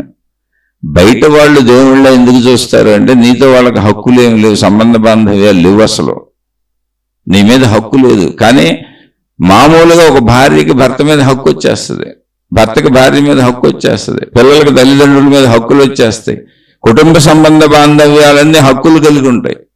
నువ్వు హక్కుల్ని కాలరాసి నన్ను దేవుడిగా చూడు, దేవతగా చూడు అంటే, ఈ ఉదాహరణ ఎందుకు చెబుతున్నాను ఇక్కడ అంటే ఎవరినో ఉద్దేశించి కాదు. ఈ రాసిన ఆయన కూడా, ఇప్పుడు ఈ ప్రశ్న అడిగిన ఆయన కూడా చిన్నగా మేము ఏదో అక్కడ తిథివార నక్షత్రాలు చెబుతూ ఉంటామండి, నేను కూడా కొంచెం జ్ఞానినేనండి, మహాత్ములందరూ నాకు కబుర్లు పెడతారండి, గురువులందరూ నాకు కబుర్లు పెడతారండి, నేను వెళ్తానండి, నేను కూడా చుట్టుపక్కల ఏదో చెబుతూ ఉంటానండి కొంచెం మంచి విషయాలు అంటే తనను తాను ఉన్నతంగా భావించుకుంటున్నారు ఆయన. కానీ ఇప్పుడు చెబుతున్న నేనే ఏనాడు నన్ను ఉన్నతంగా భావించుకోవట్లేదు, ఎందుకంటే ఒక ప్రాక్టికల్ థింకింగ్ లేకపోతే జీవితాలు నాశనం అయిపోతాయి. అలా గురువుని చూశాను నేను అతి దగ్గరలో. తన కుటుంబ సభ్యులందరినీ తనని అనుసరించమని, తనను పూజించమని, తనను కీర్తించమని, తన భజన చేయమని అడుగుతాడు ఆయన. ఆయన కాళ్ళకి దండం పెట్టాలి కుటుంబ సభ్యులు, కొడుకు ఒళ్ళో కూర్చోకూడదు, మనవరాళ్ళు ఎవరు ఒళ్ళో కూర్చోకూడదు. ఎందుకంటే దేవుడు అయిపోయాడు ఆయన. అనేక మంది ఆయన ఫోటోలు పెట్టుకు పూజించుకుంటున్నారు. అంటే దాన్ని పిచ్చ అంటారు నా దృష్టిలో. ఒకవేళ నువ్వు దేవుడు అయితే అందరూ నీతో పాటు ఉన్న వాళ్ళందరూ దైవస్థానమే. ఇప్పుడు శ్రీరామచంద్రుడు దేవుడైతే సీతమ్మ తల్లి దేవతే. లేదు శ్రీరామచంద్రుడిని మానవుడిగా ఆదర్శంగా తీసుకుందాము, మనం ఎలా జీవించాలన్నప్పుడు అప్పుడు సీతమ్మ తల్లిని ఆదర్శంగా తీసుకుంటే జరిగింది ఇంతే. ఆవిడ వదిలేసి వెళ్ళిపోయింది, భర్తకి పిల్లల్ని అప్పచెప్పి వెళ్ళిపోయింది, తన పుట్టింటికి వెళ్ళిపోయింది. అలా తీసుకోవాలి సామాన్యతలో అయితే. అలా ఎవరు పిచ్చాళ్ళు ఎక్కించుకోకూడదు. నేను జ్ఞానవంతుడిని కనుక అందరికీ బోధిస్తున్నాను కనుక ఇప్పుడు శీర్షికలు మీతో చెబుతున్నాయి. చెబుతుందంటే అసలు నేను తెలిసిన ఒక్కళ్ళు కూడా వినరు. నేను తెలిసినటువంటి ఒక్కళ్ళు కూడా ఇవి నేను చెప్పే వినరు. నా కుటుంబ సభ్యులు అసలు వినరు. అడేదో వాక్కుంటున్నాడు నా మీద అనేక రకాల సెటైర్లు జోకులు కూడా వేస్తుంటారు. ఎందుకని మామూలుగా మాట్లాడుతుంటే ఉపన్యాసాలు చెప్పడం అలవాటు అయిపోయింది, అందుకని మనకు కూడా ఉపన్యాసం చెబుతున్నాడు అంటారు ఏదైనా చెబుతుంటే. ఎందుకని అది అబద్ధమా అంటే అబద్ధం కాదు, నిజమే. ఎందుకనంటే కుటుంబ వ్యవస్థ అవసరాల కోసం వచ్చింది. తండ్రిగా నేను నా పిల్లల అవసరాలు తీర్చాలి, ఉపన్యాసాలు అవసరాలు తీర్చవుగా, ఉపన్యాసాలు అవసరాలు తీర్చవుగా. ఉపన్యాసాలు ఎవరికి ఉపయోగపడతాయి అంటే ఏ సంబంధము లేనటువంటి వాళ్ళకి, ఏ బాధ్యతలు కర్తవ్యములు లింకులు లేనటువంటి వాళ్ళు, అక్కడ సంబంధ బాంధవ్యాలు లేదు కనుక గురువు శిష్యుడని దేవుడు భక్తుడని పేర్లు పెట్టుకొని సంబంధాలు లేవు కనుక ఒకళ్ళనొకళ్ళు పైకెత్తేసుకుంటూ ఉంటారు. అదేదో గొప్ప ఆత్మీయ సంబంధంలాగా భావించుకుంటూ ఉంటారు. ఒరే నాయన నువ్వు పోషించాల్సి వచ్చినప్పుడు నువ్వే బాధ్యత వహించాల్సి వస్తే ఇప్పుడు నీ శిష్యులు ఎవరు నీ దగ్గర ఉండరు. నీ భార్య, నీ కొడుకో, నీ కూతురో వాళ్ళతో ప్రవర్తించినట్టు నువ్వు బాధ్యత ఉండే, వాళ్ళకి హక్కులు ఉండే, వాళ్ళు ఎలా నిన్ను చూస్తున్నారో నువ్వెలా నీ బాధ్యతలు తీర్చాలో అటువంటి సంబంధ బాంధవ్యం ఉంటే ఒక శిష్యుడు నీతో ఉండడు, ఒక భక్తుడు నీతో ఉండడు. ఈ భక్తులు శిష్యులు అనేది ఎవరంటే సంబంధ బాంధవ్యం లేవు. ఇష్టమైతే వెళ్ళొచ్చు, లేకపోతే లేదు. ఇష్టపూర్వకంగా ఉండొచ్చు, అక్కడ నాకు ఇష్టం వచ్చినట్టు ఉండొచ్చు. పైగా ఎదురు ఆళ్లే వచ్చి ఇప్పుడు ఈ గురువులు మహాత్ములు అనే వాళ్ళకి డబ్బులు చెల్లించి లేకపోతే ఇంత దక్షిణలు ఇచ్చి వాళ్ళు చెప్పినన్ని సేవలు చేసి అదేదో మంచి గొప్ప కార్యంగా భావించుకుంటారు. అంతకంటే గొప్ప కార్యం నీ కుటుంబం. ప్రథమ ధర్మము, కర్తవ్యము, బాధ్యత. అందుకనే రామచంద్రుడు అన్ని నిర్వహించింది, దేవుడై ఉండి కూడా. రామాయణం ఏం బోధిస్తుంది? నీ ధర్మాలను నువ్వు కరెక్ట్గా పాటించాలి. నీ బాధ్యతలు, నీ కర్తవ్యములు, కుటుంబ పరంగా మనం ఏర్పరచుకున్న ధార్మిక వ్యవస్థ ఏది ఉందో దాన్ని కరెక్ట్గా పాటించాలి. తల్లిదండ్రులను గౌరవించాలి కనుక రాజ్యం వదిలిపెట్టి వెళ్ళిపోయాడు ఆయన. అలానే భార్యను రక్షించుకోవాలి కనుక రావణాసురుణ్ణి చంపేశాడు. అలానే రాజధర్మాన్ని పాటించాలి. రాజుగా తన కుటుంబంలోనే అపనిందల పాలైపోతుంటే అసలు ప్రజలందరూ ఏంటి? కాబట్టి మళ్ళీ సీతమ్మ తల్లినే వాల్మీకి ఆశ్రమంలో వదిలించి ఆయన వదిలేశాడు. మళ్ళీ సీతమ్మ తల్లి మీద ప్రేమ లేక కాదు, ఆయన గర్భవతి, తనకు పిల్లలను పుడతారు అనే తెలియక కాదు, ధర్మంగా ఉండటం కోసం, ధార్మిక ప్రవర్తన. అలా కుటుంబ వ్యవస్థలోకి వచ్చినప్పుడు ఆయన రాజు కాబట్టి అవన్నీ జరిగినాయి. మన భార్యను ఎవరు ఎత్తుకుపోతారు, మన భర్తను ఎవరు ఎత్తుకుపోతారు, మనకి యుద్ధాలు చేయాల్సిన అవసరం ఏముంది? కాబట్టి మన జీవితంలో, మన కుటుంబ వ్యవస్థలో మన బాధ్యతలు కరెక్ట్గా చేయాలి. ఎదుటోళ్ళు బాధ్యతలు కరెక్ట్గా చేయలేదని చెప్పే హక్కు ప్రపంచంలో ఎవరికి లేదు. ఎందుకని? ఆధ్యాత్మికం ప్రకారం అసలు ఎదుటివారిని ఎవరు మార్చలేరు. రెండు, విశ్వ సత్యాన్ని మొత్తంగా కలిపి సత్యాన్ని తీసుకొని కర్మ సిద్ధాంతాన్ని తీసుకుంటే అటువంటి భార్య, అటువంటి భర్త, అటువంటి తల్లి, అటువంటి తండ్రి, అటువంటి పిల్లలు, అటువంటి వాళ్ళు మనకు తగలటం అనేది మన కర్మ సిద్ధాంతం. మన కర్మను బట్టి వచ్చిందంటే. మన ప్రవర్తన బట్టి మన పిల్లలు మనతో ఉంటారు, మన ప్రవర్తన బట్టి మన భార్య మనతో ఉంటుంది, మన ప్రవర్తన బట్టి మన భర్త మనతో ఉంటాడు. మన ప్రవర్తనే రిఫ్లెక్ట్ అవుతూ ఉంటుంది. లేదండి నేను చాలా మంచివాడిని, ఇప్పుడు నేను చెబుతున్నాక ఇదే ఉపన్యాసాలు, ఆయన ఇంచుమించు పాపం అలాగే చెప్పుకున్నారు, నేను మంచోడు. ఉపన్యాసాలు చెప్పేవాడు మంచోడు, ఎవరికి మంచోడండి? ఎవరికి మంచోడు? ఊరికినే సంబంధం లేకుండా వినేవాళ్ళకి మంచోడు. భార్యకి ఎందుకు మంచోడు అవుతాడు? భార్యకి అన్ని చేసి పెట్టాలి, భార్యకి అవసరమైనవన్నీ తెచ్చిపెట్టాలి. ఉపన్యాసాలు చెబుతూ కూర్చున్నావు, నీ బుద్ధి ఉపన్యాసాల వలన ఉపయోగం ఏంటి? వెళ్ళి డబ్బు సంపాదించుకురా ముందు, లేదా పెళ్ళి ఎందుకు చేసుకుని. ఇప్పుడు భార్య అంటే ఏంటి? కాపురం చేస్తాడు, అందుకే భార్యను తెచ్చుకున్నాడు. పిల్లలకి అన్నాడు, కాపురం ఆపడో పిల్లల్ని ఆపడో ఈ కుటుంబం నడుపుతాడు. కానీ మళ్ళీ నేను ఉపన్యాసాలు చెప్పాను వైరాగ్య పురుషుడిని అంటే ఇదంతా ఎందుకు చెబుతున్నానంటే ఈ చెప్పిన ఆయన గురించి కాదు, నన్నే మా ఇంట్లో అంటూ ఉంటారు. భార్య ఉందిగా నాకు, భార్య ఉన్నప్పుడు నేను వైరాగ్య పురుషుడిని ఎలా అవుతాను? ఇది చదువుకున్నాను కాబట్టి ఉన్న మీతో పంచుకుంటున్నా, మంచిగా జీవిద్దామని ట్రై చేసుకుంటున్నా అంతే. భార్య ఉంది, భార్యతో కాపురం చేస్తేనే ఇంకా పిల్లలు పుట్టారు. నా భార్య నాతో కాపురం చేయాలనే నేను కోరుకుంటాను అన్నప్పుడు నా భార్యకి నేను అన్నీ చేయాలని ఆవిడ కోరుకుంటుంది. నా భార్య నాకు అన్నీ చేయాలి, నాకు అన్నీ సమకూర్చి పెట్టాలని నేను కోరుకున్నప్పుడు ఆవిడేం కోరుకుంటుంది? ఆవిడకి అన్నీ చేసి పెట్టాలి, నేను సమకూర్చి పెట్టాలని కోరుకుంటుంది. మధ్యలో ఉపన్యాసాలు ఎందుకు? ఉపన్యాసాలు ఎవరికంటే ఏ సంబంధ బాంధవ్యము లేని వాళ్ళకి అసలు ఏమీ లేదు ఇందులో. ఎవడంటారు? ఇష్టం వచ్చిన వాళ్ళు వింటారు, లేనివాళ్ళు లేదు. ఉపన్యాసాలు అనేవి గొప్పవి కాదు. గురువులు, శిష్యులు, దేవుడు, భక్తుడు అనేవి గొప్పవి సంబంధ బాంధవ్యాలు కాదు. అక్కడ అసలు ఎటువంటి నియమనిష్టలు లేవు, కర్తవ్యం లేవు, బంధాలు లేవు. ఇష్టమైతే వెళ్ళొచ్చు, లేకపోతే లేదు, ఇష్టమైతే వినొచ్చు, లేకపోతే లేదు. కానీ కుటుంబం అనేటప్పటికి బాధ్యతలు ఉన్నాయి, చట్టాలు ఉన్నాయి, న్యాయస్థానాలు ఉన్నాయి. మీరు న్యాయస్థానానికి వెళ్ళి ఏమండి నేను ఈ గురువు గారిని నమ్ముకున్నాను, ఆ గురువు గారు నన్ను మోసం చేశారు, నాకు మోక్షం రాలేదని కోసేయండి, ఆ గురువు గారిని శిక్షేస్తారేమో. లేదా నేను ఈ శిష్యుడిని నమ్మానండి, దగ్గరికి తీసుకున్నాను, నేను ఎంత జ్ఞానాన్ని బోధిస్తున్నా ఈ శిష్యుడు మోక్షం పొందట్లేదండి అని కేసేయండి. అవి చెల్లవు, అసలు అలాంటి కేసులు చెల్లవు. దేవుడు, భక్తుడు, గురువు, శిష్యుడు కేసులు చెల్లవు ప్రపంచంలో. ధర్మబద్ధమైనటువంటి మనం ఏర్పరచుకున్న చట్టములు, న్యాయములన్నీ కుటుంబ వ్యవస్థకు సంబంధించిన సమస్తం చెల్లుతాయి. మీరు ఎవరన్నా మోసం చేశారు, ఇప్పుడు భార్యను భర్త కొట్టాడు, కోపం వచ్చి భార్యలు కేసు పెట్టచ్చు, గృహహింస చట్టం ఉంది. అలాగే భర్తలను హింసిస్తున్న భార్యల మీద కేసులు పెట్టొచ్చు, తప్పులు చేసిన వాళ్ళ మీద కేసులు పెట్టొచ్చు, మోసాలు చేసిన వాళ్ళ మీద కేసులు పెట్టొచ్చు. ఎందుకని? అవి రియాలిటీ. ఇక్కడ ఈ లోకంలో ఒక నిజాలవి, చట్ట వ్యవస్థ, ధార్మిక వ్యవస్థ నిజాలవి. గురువులు, శిష్యులు, దేవుళ్ళు, భక్తులు, ఉపన్యాసాలు ఇవన్నీ మన కల్పనలో, ఊహాత్మక లోకం, మనోలోకం. దానికి అసలు చట్టాలే లేవు.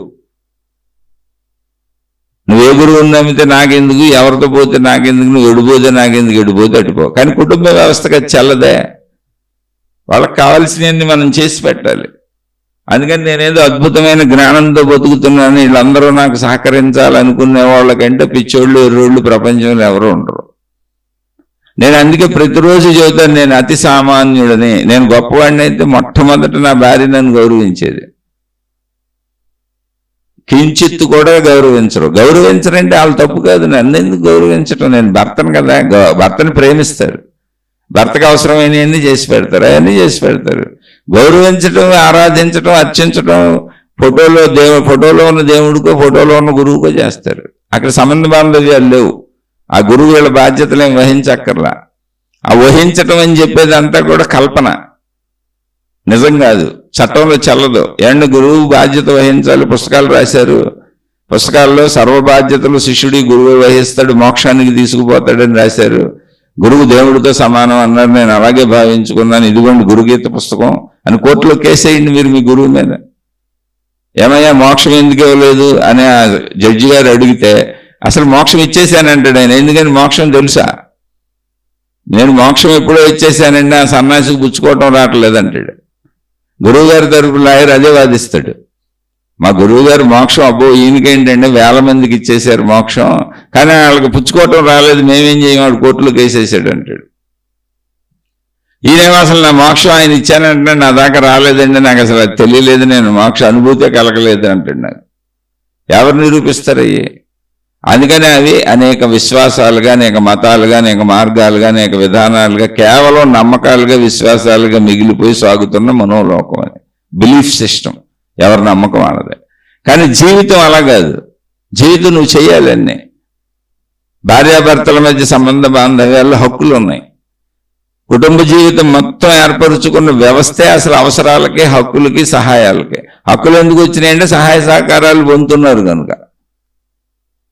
ఇప్పుడు తల్లిదండ్రుల ఆస్తులకు పిల్లలే వారసులు అనేది సహజంగా ఎందుకు వచ్చింది అంటే, అసలు పిల్లల్ని సృష్టించిందే తల్లిదండ్రులు కనుక.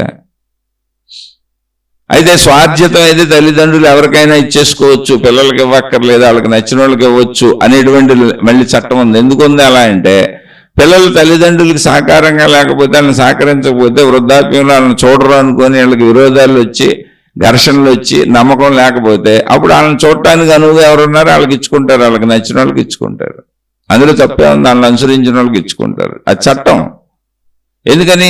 మొత్తం కుటుంబ వ్యవస్థ సహాయ సహకారాల కోసం ఏర్పాటు చేసుకున్నాం మనం. ఒకరిపై ఒకరు ఆధారపడి, ఒకరికొకరు సహకరించుకొని, ఒకరికొకరు తోడుగా ఉండి, ఒకరికొకరు అండగా ఉండి అలా జీవితం గడుపుకోవాలి. కాబట్టి ఎదుటవారు నాకు సహాయపడట్లేదని అడిగే హక్కు అసలు మనకు లేదు. మీరు ఎక్కడికైనా వెళ్ళి చూసుకోండి, అన్ని జీవితాలైనా చూసుకోండి. కుటుంబ వ్యవస్థలో ఇది ఇలా ఎందుకని ప్రశ్నించే హక్కే మనకు లేదండి. మనం ఏం చేయగలం అది చేయటమే. మనం చేసేది మంచిదైతే, మనం చేసిన మంచిని చూసి నేర్చుకున్నటువంటి పిల్లలు మంచివాళ్ళు అవుతారు. కాదు, ఒకళ్ళు మనం మంచి చేసి ఉండొచ్చు, వాళ్ళు బయట చెడు నేర్చుకోవచ్చు, అప్పుడు మనం ఏం చేయలేము. ఆ ఉదాహరణలు ఉంటాయి. అలాగే మనం మంచిగా బతకొచ్చు, భార్య గడియాళ్ళు అయి ఉండొచ్చు. ఇప్పుడు ఇక్కడ సోక్రటీస్ అనే ఆయన ఒక మహానుభావుడి కథ చెప్పుకుందాం. సోక్రటీస్ గారు నిరంతరం జనాలను పోగేసుకొని, ఆయన చుట్టూ శిష్యులు ఉండేవాళ్ళు, మహాతత్వవేత్త ఆయన. ఆయనకి ఆ తాత్వికతను చెప్పటం, ఆ తత్వం చెప్పటం ఆయనకి ఇష్టం, జ్ఞానబోధలు ఆయనకి ఇష్టం. అందుకని సంపాదన మీద ఇంట్రెస్ట్ తగ్గిపోయింది ఆయనకి. నిత్యం ఈ శిష్యులతో కూర్చొని ఆయన తాత్విక చర్చలు చేస్తూ, తాత్విక బోధలు చేస్తూ ఉండేవాడు ఆయన. అలాంటప్పుడు ఏం చేయాలి? మనం పెళ్లి చేసుకోకూడదు. కానీ ఆయన అప్పటికే పెళ్లి చేసేసుకున్నారు, భార్య ఉంది, కుటుంబం ఉంది. ఆ భార్య రోజు ఆయన తిడతా ఉండేది. గయ్యాళి భార్య అనే వాళ్ళందరూ, గయ్యాళి ఎందుకైంది? ఆయన డబ్బు తెచ్చి ఇవ్వాలి కదా, ఆమెను శాంతపరచాలి కదా, ఆమెను కోరికలు తీర్చాలి కదా, ఆమె అవసరాలు తీర్చాలి కదా, కుటుంబం నడవాలి కదా. ఆయనకి తాత్విక చర్చలు ఇష్టం.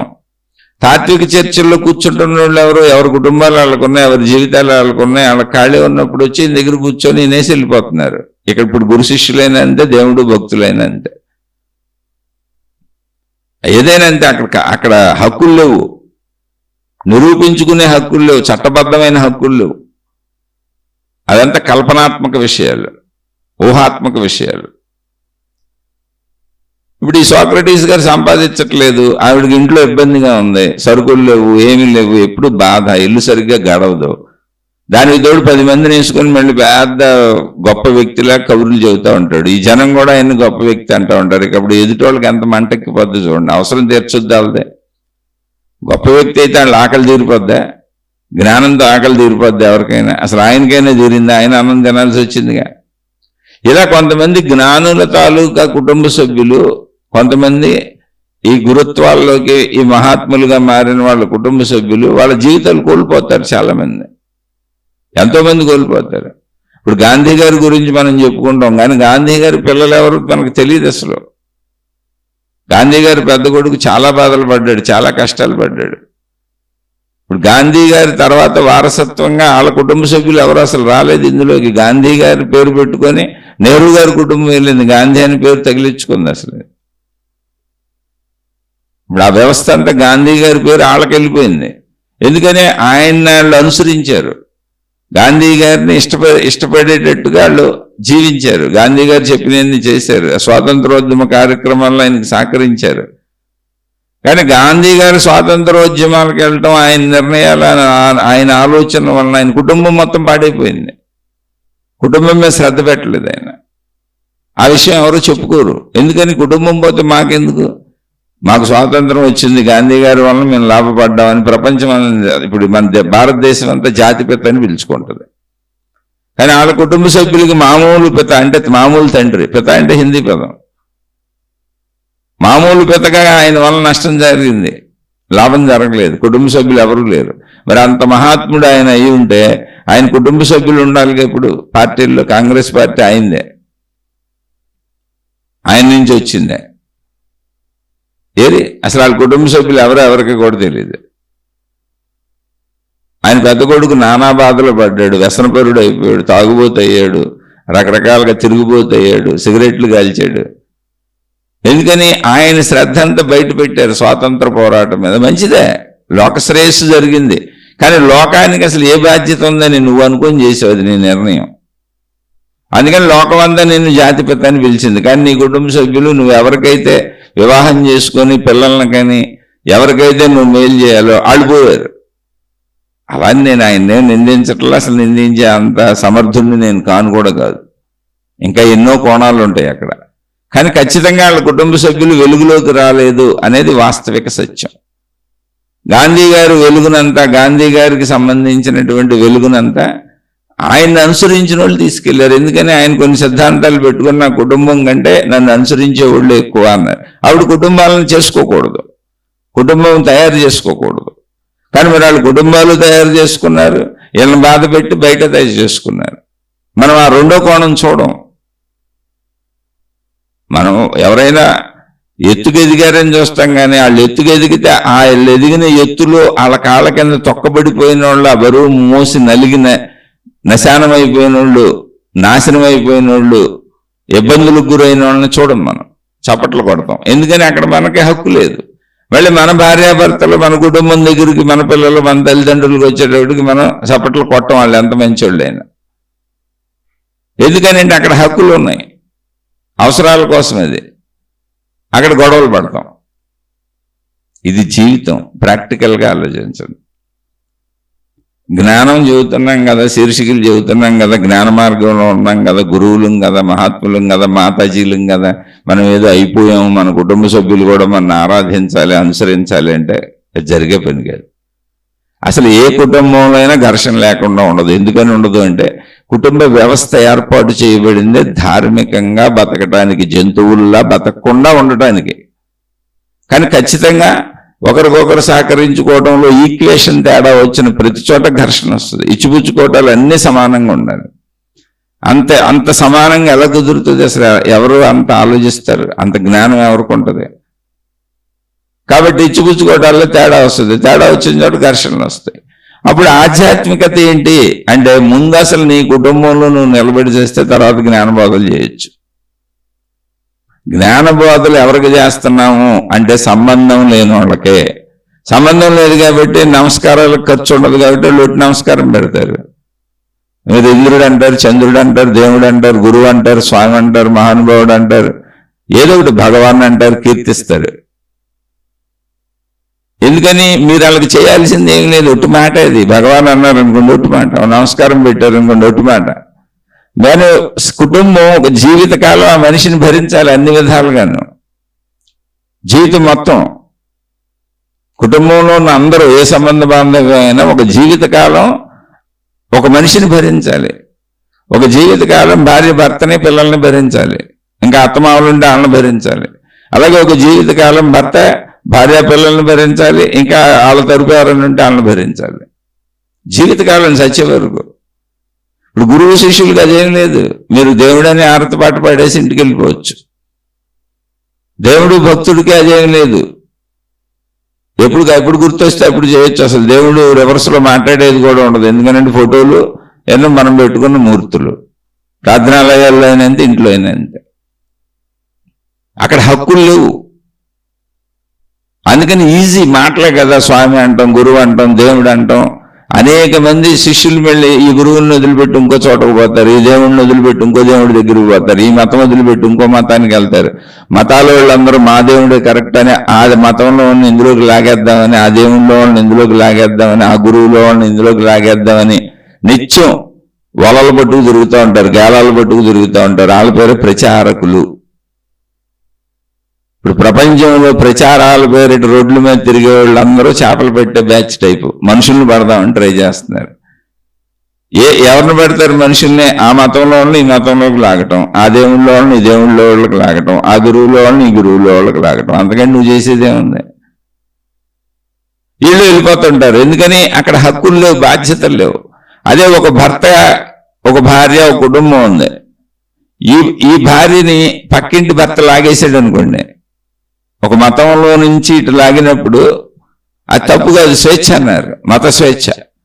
ఒక గురువులోంచి గురువులోకి లాగేసినప్పుడు స్వేచ్ఛ, ఆయన ఇష్టం వచ్చినట్టు ఉండొచ్చు అన్నారు. కానీ ఒక భార్యనో ఒక భర్తనో పక్కింటి వాళ్ళు లాగేస్తున్నారు అనుకోండి, అది అక్రమం అన్నారు, వ్యసనం అన్నారు, చెడు అన్నారు, దుర్మార్గం అన్నారు. ఎప్పటికీ జీవితకాలం ఈ భర్తతోనే ఉండాలన్నారు, ఈ భార్యతోనే ఉండాలన్నారు. ఎందుకని? కుటుంబ వ్యవస్థ అల్లకల్లోలం అవ్వకుండా నడవాలంటే ఇలాగే ఉండాలి, లేదా అల్లకల్లోలం అయిపోద్ది, అస్తవ్యస్తం అయిపోద్ది. పుట్టిన పిల్లలు, కుటుంబం మొత్తం సర్వనాశనం అయిపోద్ది, మానవ జీవితాలు పాడైపోతాయి. అందుకని అటువంటి రూల్ని పెట్టుకున్నాం అంతే. ఆ రూల్ అక్కడ లేదు, దేవుడు భక్తుడి దగ్గర లేదు, గురువు శిష్యుడి దగ్గర లేదు. ఇప్పుడు ఈ గురువు నువ్వు ఇంతకుముందు ఆ గురువు నుంచి నా దగ్గరికి వచ్చేసావు ఏంటని అడగడం. ఆ గురువుని వదిలిపెట్టి నా దగ్గరికి రావడం నాకు ఆనందంగా ఉంటుంది. నువ్వు బాగా ఇంకా నన్ను అంతకంటే గొప్ప గురువు అని నన్ను ఎన్నుకున్నావు నువ్వు. అలాగే ఈ దేవుడు ఆ దేవుడిని వదిలిపెట్టి ఎందుకు వచ్చావని అడగదు, ఈ మతం ఆ మతాన్ని వదిలిపెట్టి ఎందుకు వచ్చావని అడగదు. అది అక్రమ సంబంధం అని చెప్పదు. ఎందుకని? అది స్వేచ్ఛ అన్నారు, మత స్వేచ్ఛ అన్నారు. నిజమే, స్వేచ్ఛ మనిషికి. కానీ ఆ స్వేచ్ఛ కుటుంబాల్లో లేదు. కుటుంబం అంటేనే స్వేచ్ఛను పరిమితం చేసుకున్నాం. ఎందుకని అంటే జంతు ప్రపంచం అవ్వకూడదని. మితిమీరిన స్వేచ్ఛ ప్రమాదం. స్వేచ్ఛ అంటే ఏంటి? మనం ఇప్పుడు జీవించే విధానంలో నాకు స్వేచ్ఛ ఉందని సిగరెట్లు తాగాను అనుకో క్యాన్సర్ వస్తుంది. నాకు స్వేచ్ఛ ఉందని మందు తాగాను అనుకో ఎవరో చెడిపోయి చచ్చిపోతాను. నాకు స్వేచ్ఛ ఉందని చేయకూడని పనులు తినకుండా తినేసి, తాగకుండా తాగేసి, మాదక ద్రవ్యాలకు లోనైపోయి, వ్యసనపరుణ్ణి అయిపోయి, పేకాటలాడేసి, జోదాలాడేసి, రకరకాల చేయకూడని పనులన్నీ చేసేసాను అనుకో ఏమవుద్ది? నా జీవితం సర్వనాశనం అయిపోద్ది, నా వాళ్ళ జీవితాలు సర్వనాశనం అయిపోతాయి, నా కుటుంబ సభ్యులు పాడైపోతారు, నేను పాడైపోతాను, మొత్తంగా మా అందరి జీవితాలు అస్తవ్యస్తం అయిపోతాయి. ఇదే మహాభారతంలో ధర్మరాజు జోదం ఆడినప్పుడు జరిగింది. అది మాయా జోదమా ఏ జోదం వేరే విషయం. అంతటి ధర్మాత్ములైన వాళ్ళు కూడా జోదం ఆడటం వలన అస్తవ్యస్తమైపోయి అది పెద్ద మహాకురుక్షేత్ర సంగ్రామానికి దారితీసి సుమారు 67 కోట్ల మంది చనిపోయారు. ఏమైంది? అక్కడ దేవుడు కృష్ణుడు ఉన్నాడు. ఎవరన్నారు? ఎవరు మార్చారు? కృష్ణుడు కూడా యుద్ధంలో పాల్గొవాల్సి వచ్చింది. అసలు కృష్ణ భగవానుడు ఉన్నప్పుడు కూడా ఎంతోమంది యుద్ధం చేశాడు ఆయన. జరాసంధుడితో ఎన్నోసార్లు యుద్ధం చేశాడు ఆయన, ఎంతో మందిని సంహరించాడు ఆయన. సంహారాలు కుదిరినాయి తప్ప మార్పు కుదరలేదు, జ్ఞాన మార్పు కుదరలేదు. ఆఖరికి భగవద్గీత బోధించాడు ఆయన యుద్ధంలో అర్జునుడికి. అంత భగవద్గీత ఆయన బోధించినాక అర్జునుడు మోక్షం పొందాడని ఎక్కడన్నా రాశారో చెప్పండి. అర్జునుడు మోక్షము పొందను అని ఎక్కడన్నా ఉందో? డైరెక్ట్ దేవుడి నోట్లోంచి అన్నాడు ఆయన. లేకపోగా ఎంత చిత్రమైన విషయం అంటే, యుద్ధం అంతా జరిగిపోయి అన్నీ అయిపోయి కొంతకాలం గడిచినాక అర్జునుడు మళ్ళీ కృష్ణుడిని అడిగాడు, కృష్ణ అప్పుడు నాకు యుద్ధంలో నువ్వు భగవద్గీత చెప్పావు, అది విన్నాను, చాలా బాగుంది, కానీ మర్చిపోయాను మొత్తం నేను, మళ్ళీ ఇంకోసారి చెప్పవా అంటే ఆయన మళ్ళీ ఇంకోసారి చెప్పారు, దాన్ని ఉత్తరగీత అంటారు. ఇప్పుడు ఆ కృష్ణుడు చెప్పిన భగవద్గీత ఎవరికి కావాలి? ఎవరికి కావాలి వాళ్ళకి ఇష్టమైన వాళ్ళు వింటారు అంతే. కానీ కృష్ణుడితో అందరు యుద్ధాలే చేశారు. భగవద్గీత చదువుతున్నాడు కదా, ఆయన ఉపన్యాసం చదువుతున్నాడు కదా, ఆయన అంత గొప్పోడు కదా, అసలు ఆయనతో యుద్ధం చేయడం ఏంటి, ఆయన దేవుడు కదా అని ఎవరు ఆరాధించలేదు ఆయన ఉన్న కాలంలో. ఇప్పుడు మనం భగవద్గీతను తీసుకొని ఆరాధిస్తున్నాం అంతే. కానీ ఇప్పుడు నిజంగా కృష్ణుడు మన ఇంట్లో ఉండి ఆయనే మన తండ్రి అయితే, ఆయనే మన భర్త అయితే, ఆయనే మనకి బంధువయ్యి మనకు అన్నీ చేయాల్సిన అయితే మనం కూడా ఆయనతో యుద్ధాలు చేస్తాం, మనం కూడా ఘర్షణలు పడతాం, గొడవలు పడతాం. ఆయనతో మనకి ఏ సంబంధ బాంధవ్యం ఉన్నా ఘర్షణలు పడతాం, గొడవలు పడతాం, గ్యారెంటీ అది. ఎందుకంటే అప్పుడు జరిగినాయిగా, రియల్గా కృష్ణుడు ఉన్నప్పుడు జరిగినాయిగా, బయట వాళ్ళతో యుద్ధాలు జరిగినాయిగా. కాకపోతే ఆయన ధర్మం వైపు ఉండి ధర్మయుద్ధం చేశారు. యుద్ధమైతే తప్పలా, జ్ఞానబోధ మార్చలేదు. జ్ఞానబోధన ఇంట్రెస్ట్ ఉన్నోళ్ళే తీసుకుంటారు. అర్జునుడే మోక్షాన్ని పొందలేదు, వీళ్ళెవరో మోక్షాన్ని పొందలేదు అనడానికి స్వర్గారోహణ పర్వం చెప్పుద్ది. దేవుడు వాళ్ళతో కలిసి ఉన్నాడు. మహాభారతంలో అంతిమంలో అసలు పాండవులు ఎవరూ కూడా మోక్షాన్ని పొందలేదు, దేవుడితోనే కలిసి ఉన్నా, భగవద్గీత బోధించిన దేవుడితోనే కలిసి ఉన్నా. ఎందుకని అంటే మోక్షము నీకు ఇంట్రెస్ట్ ఉండి కావాలని నువ్వు ప్రయత్నించుకొని సాధించుకోవాల్సిన విషయం. వాళ్ళు కృష్ణ భగవాను ఉపయోగించుకున్నారు, అలానే వాళ్ళు మంచోళ్లే. నువ్వు మంచిగా వాడుకుంటావా చెడుగా వాడుకుంటావా దేవుణ్ణి, దైవత్వాన్ని, గురువుని, అది వేరే విషయం. మోక్షం అనేది నీ స్వీయ ఇష్టంతో జరిగే పని. అది చెప్పగలిగినోడు అక్కడే ఉన్నా, ఆ సమర్థత కలిగినటువంటి జీవన్ముక్తుడైన దేవుడు కృష్ణ భగవానుడు అక్కడే ఉన్నా, ఆయన జీవన్ముక్తుడు, ఆయనతో యుద్ధాలే జరిగినాయి. శ్రీరామచంద్రుడు జీవన్ముక్తుడు, ఆయనతో యుద్ధాలే జరిగినాయి. ఆయనతో అంతా యుద్ధాలు జరిగినాయి, ఘర్షణలు జరిగినాయి, ఇంట్లో గొడవలు అయినాయి. రామాయణం అంతా చూసుకోండి. కానీ ధర్మం తప్పనటువంటి ధార్మిక పురుషులు, ఎందుకంటే జీవన్ముక్తులు ధర్మ నిర్వహణ చేశారు. జీవన్ముక్తులకైనా తప్పలేదని చెబుతున్నా. అలా కుటుంబ వ్యవస్థలో ఏదో అద్భుతాలు జరిగిపోతాయని అనుకోపాకండి. బాధ్యతలు వేరు, దేవుడు వేరు, గురువు వేరు, జ్ఞానం వేరు. వ్యక్తిగతం అది, జ్ఞానం వ్యక్తిగతం. ఈ శీర్షికలు మీకు చెప్పడం నా వ్యక్తిగతం. ఈ శీర్షికలు చెబుతున్నాను కాబట్టి మీకు మంచివాడిని, ఎందుకని ఏ రిలేషన్ లేదు, ఊరికనే చెబుతున్నాడు. ఆ మీకెవరు అది నచ్చి వినేవాళ్ళు, మళ్ళీ నచ్చని వాళ్ళకు కూడా నేను మంచివాడిని కాదు. మా సొంత కుటుంబ సభ్యులలో, నేను తెలిసినటువంటి బంధుమిత్రుల్లో ఈ శీర్షికలు చెప్పడం వల్లనే నాకు వ్యతిరేకత ఎక్కువ ఉంది, నష్టత ఎక్కువ ఉంది. నన్ను కష్టపెడుతున్నారు, ఇబ్బంది పెడుతున్నారు, బాధ పెడుతున్నారు. అది పరోక్షంగా కావచ్చు, ప్రత్యక్షంగా కావచ్చు. ఈర్ష్య, అసూయ, ద్వేషాలు అంతరంగంలో ఉంటాయి, అలా వ్యక్తపరుస్తారు. వాటిని ఏదో ఒకటి చేస్తారు, అంతేతప్ప మెచ్చుకోవట్లా. వీటి వల్ల నేను నష్టపోతున్నా, కుటుంబ పరంగా, బంధుమిత్రుల పరంగా. నిజంగా రావాల్సిన లాభాలు నాకు జరగట్లా. వస్తుపరంగానో, ధనపరంగానో, సహాయపరంగానో, మాట సహాయపరంగానో, స్నేహ సహాయపరంగానో ఏం లేవు నాకు. ఎందుకని ఈ శీర్షికలు చెప్పడం వల్లనే మా వాళ్ళంతా వ్యతిరేకులు అయ్యారు నాకు. ఎందుకని వాళ్ళని అనుసరించట్లేదని. ఇప్పుడు ఎవరికి లాభం అంటే ఎవరో వింటున్న వాళ్ళకి అంతే, వాళ్ళ వల్ల నాకు ఏ లాభం ఉండదు. ఇది నగ్న సత్యం. ఆ ఎవరో నాకు తెలియదు, లాభపడుతున్న వాళ్ళు ఎవరో నాకు తెలియదు. కామెంట్లో నమస్కారం పెడతారు, కొంతమంది పొగుడుతారు. ఓకే, అది ఉచితమే కదా అంటున్నా నేను. అంటే నేను పొగిడే వాళ్ళని తప్పుగా అంటలా, నమస్కారం పెట్టే వాళ్ళని తప్పుగా అంటలా, కానీ ఉచితం. నేను అలా ఎంతమందికైనా పెట్టగలను. ఉచిత నమస్కారాలు ఎన్నైనా పెట్టగలను, ఉచిత పొగడ్తలు ఎన్నైనా పొగడగలను. కానీ కుటుంబం అనేటప్పటికి ఉచితం కాదు. కుటుంబం అనేది కర్తవ్యములు, బాధ్యతలు, అంటే ఇచ్చిపుచ్చుకోవటం అనేటువంటి పునాదుల మీద, సహాయ సహకారాలనే పునాదుల మీద మనమే నిర్మించుకున్నటువంటి బాధ్యతాయుతమైన వ్యవస్థ. నువ్వు పిల్లల కంటే నీ పిల్లల బాధ్యత పూర్తిగా నువ్వు వహించి వాళ్ళని పెంచి పెద్దవాళ్ళని చేయాలి. వాళ్ళు పెరిగి పెద్దోళ్ళు అయిపోయినాక మళ్ళీ ఆ పిల్లలు చచ్చినట్టు చచ్చే వరకు తల్లిదండ్రుల కర్తవ్యములు అంటే బాధ్యతలు వహించి ఆ వృద్ధులకి అన్ని సేవలు చేసి వాళ్ళు మరణించే వరకు చూడాలి. ఇది ఒక వ్యవస్థ. అలాగే శారీరక సుఖం కోసం భార్యను తెచ్చుకున్నాం, భర్తను తెచ్చుకున్నాం కాబట్టి మిగిలిన అన్ని విషయాలు ఈ శారీరక సుఖాలు ఒకరికొకరు తీర్చుకుంటూ మిగిలిన అన్ని విషయాల్లోనూ ఒకరికొకరు అన్ని చేసుకోవాలి జీవితం మొత్తం. ఎలా కుదురుతుంది? జీవితం మొత్తంలో ఎక్కడొక్కడ తప్పుతాం కదా. ఇది జ్ఞానమే ఉంది. ఇంకా ఈ శీర్షిక చెబుతాను, నా దారి నేను పోతాను. ఈ శీర్షిక మీకు నచ్చినప్పుడు అంటారు, యూట్యూబ్లో పడి ఉంటుంది, ఎప్పుడైనా నచ్చు. వాస్తవం ఇది. అలాగే కృష్ణుడు భగవద్గీత ఎప్పుడో చెప్పారు, ఎప్పటి నుంచో ఉంది, మీకు ఎప్పుడు కావాలంటే అప్పుడే నచ్చు. అనేక మంది ఆయన అనేక రకాలుగా ట్రాన్స్లేట్ చేశారు. మీకు నచ్చినప్పుడు అనొచ్చు. స్వేచ్ఛ ఉంది. కానీ ఇంట్లో స్వేచ్ఛ ఉండదు. అన్నం తినే టైంకి అన్నం పెట్టాలి. ఆ భర్త అవసరాలకి అవసరాలు తీర్చాలి, భార్య అవసరాలకి అవసరాలు తీర్చాలి, పిల్లల అవసరాలకి అవసరాలు తీర్చాలి. నా ఇష్టం వచ్చినప్పుడు అనే స్వేచ్ఛ ఉండదు అక్కడ. అందుకని ఆ కుటుంబ వ్యవస్థని గౌరవించడం నేర్చుకోండి.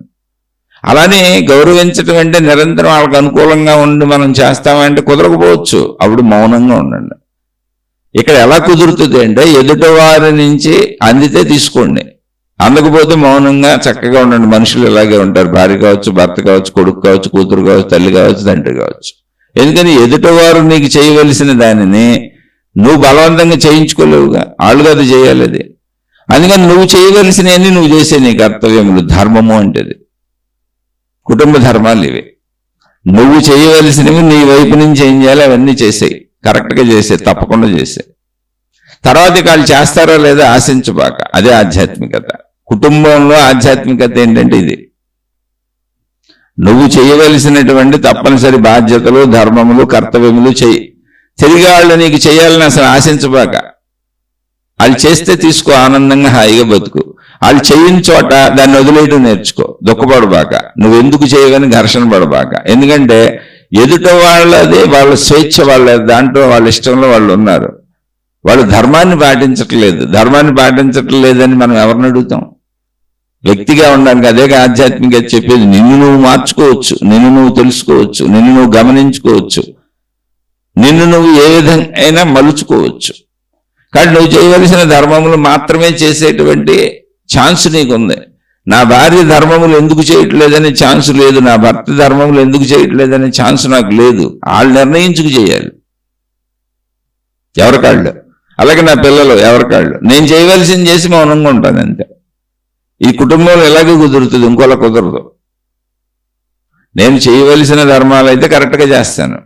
ఎందుకని? అసలు అన్నిటికంటే ముఖ్యమైన ధర్మం కుటుంబ ధర్మం అని చెప్పారు. ఆధ్యాత్మికత కూడా దాన్నే పాటించమని చెబుతుంది. కుటుంబాలను వదిలిపెట్టి పారిపోమని ఆధ్యాత్మికత అసలు ఎప్పుడూ ఎక్కడా చెప్పదు. ఆధ్యాత్మికత మొత్తం కుటుంబ ధర్మాలు, ప్రాపంచిక ధర్మాలు కరెక్ట్గా పాటించి బతకటమే ఆధ్యాత్మికత మొట్టమొదట నేర్పేది. అందుకే ధర్మో రక్షతి రక్షిత అని చెప్పింది. ధర్మాన్ని ఎవరు ఆచరిస్తారో వాళ్ళు ఆచరించిన ధర్మమే వాళ్ళని రక్షిస్తుంది అని చెప్పింది. అంటే ధర్మాచరణ ఏంటి? కుటుంబ జీవితమే మనం పెట్టుకుంది. సామాజిక జీవితంలో చట్టాలను అనుసరించడం, దేశకాల పరిస్థితుల్లో న్యాయాలని, చట్టాలని, ధార్మిక వ్యవస్థని పాటించటం.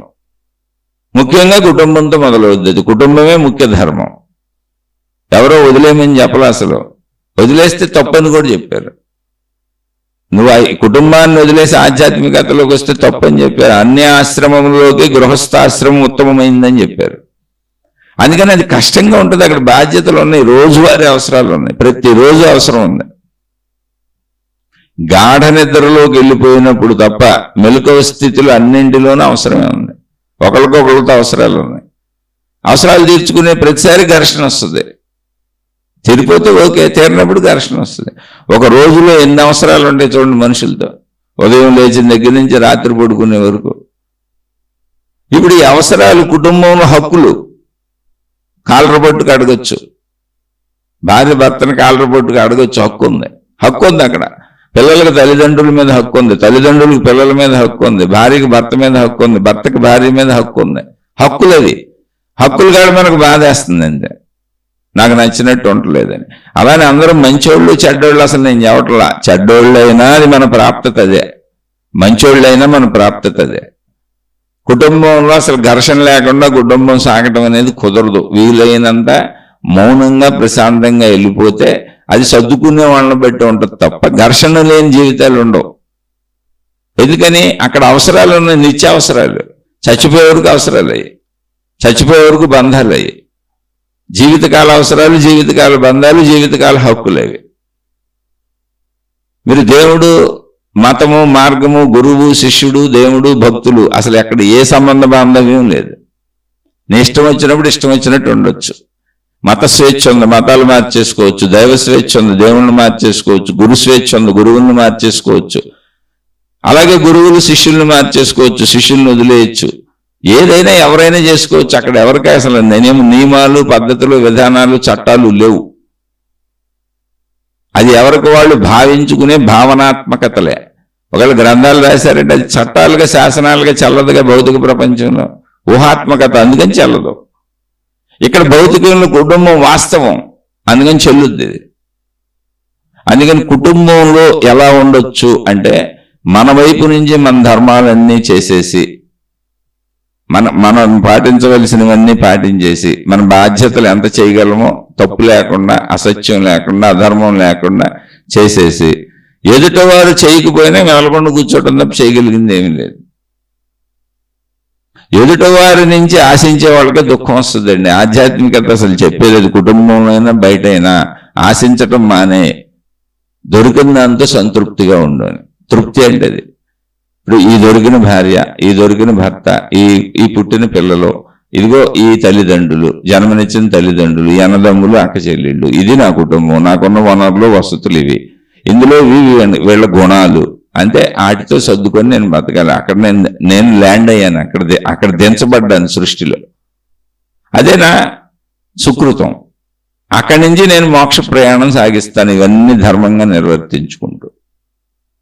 అక్కడి నుంచి మంచిగా బతకడం నేర్చుకుంటాను. అందుకని ఏదైనా ఏది ఉంటే దాంతో తృప్తిగా, ఆ భార్యతో తృప్తిగా, ఆ భర్తతో తృప్తిగా. ఇప్పుడు మనం నా భార్య నాకు సహకరించట్లా, నా భర్త నాకు సహకరించట్లా, నా పిల్లలు నాకు సహకరించట్లేదు అంటున్నాం. ఎప్పుడు వాళ్ళన్నీ బాగుండి శుభ్రంగా ఉండి చక్కగా ఉంటేనే ఆ మాట అంటాం. నన్ను పీడించేస్తున్నారు, ఇబ్బంది పెట్టేస్తున్నారు, బాధ పెడుతున్నారని. ఒక్కసారి ఇంకో కోణంలో ఆలోచించండి. అంటే ఇలా జరగాలని అసలు ఎప్పుడు కాదు, కానీ జరిగినవి ఉన్నాయి. అనారోగ్యవంతురాలైపోయి లేవలేక మంచం మీద పడిపోయిన భార్య ఉంది. భర్తే నిరంతరం జీవితకాలం సేవిస్తాడు, పిల్లలే నిరంతర కాలం సేవ చేస్తారు. అన్ని మంచం మీదే అలాంటి వాళ్ళు చాలా మంది ఉన్నారు. అలాగే అన్ని మంచం మీద అలాంటి భర్తలు చాలా మంది ఉన్నారు. భార్య పిల్లలని అన్ని సమకూరుస్తున్నారు. అప్పుడు నువ్వు నాకు ఎందుకు చేయట్లేదని అడగట్లేడు. అది అనారోగ్యపు కర్మ, వాళ్ళు చేయలేరని తెలుస్తుంది.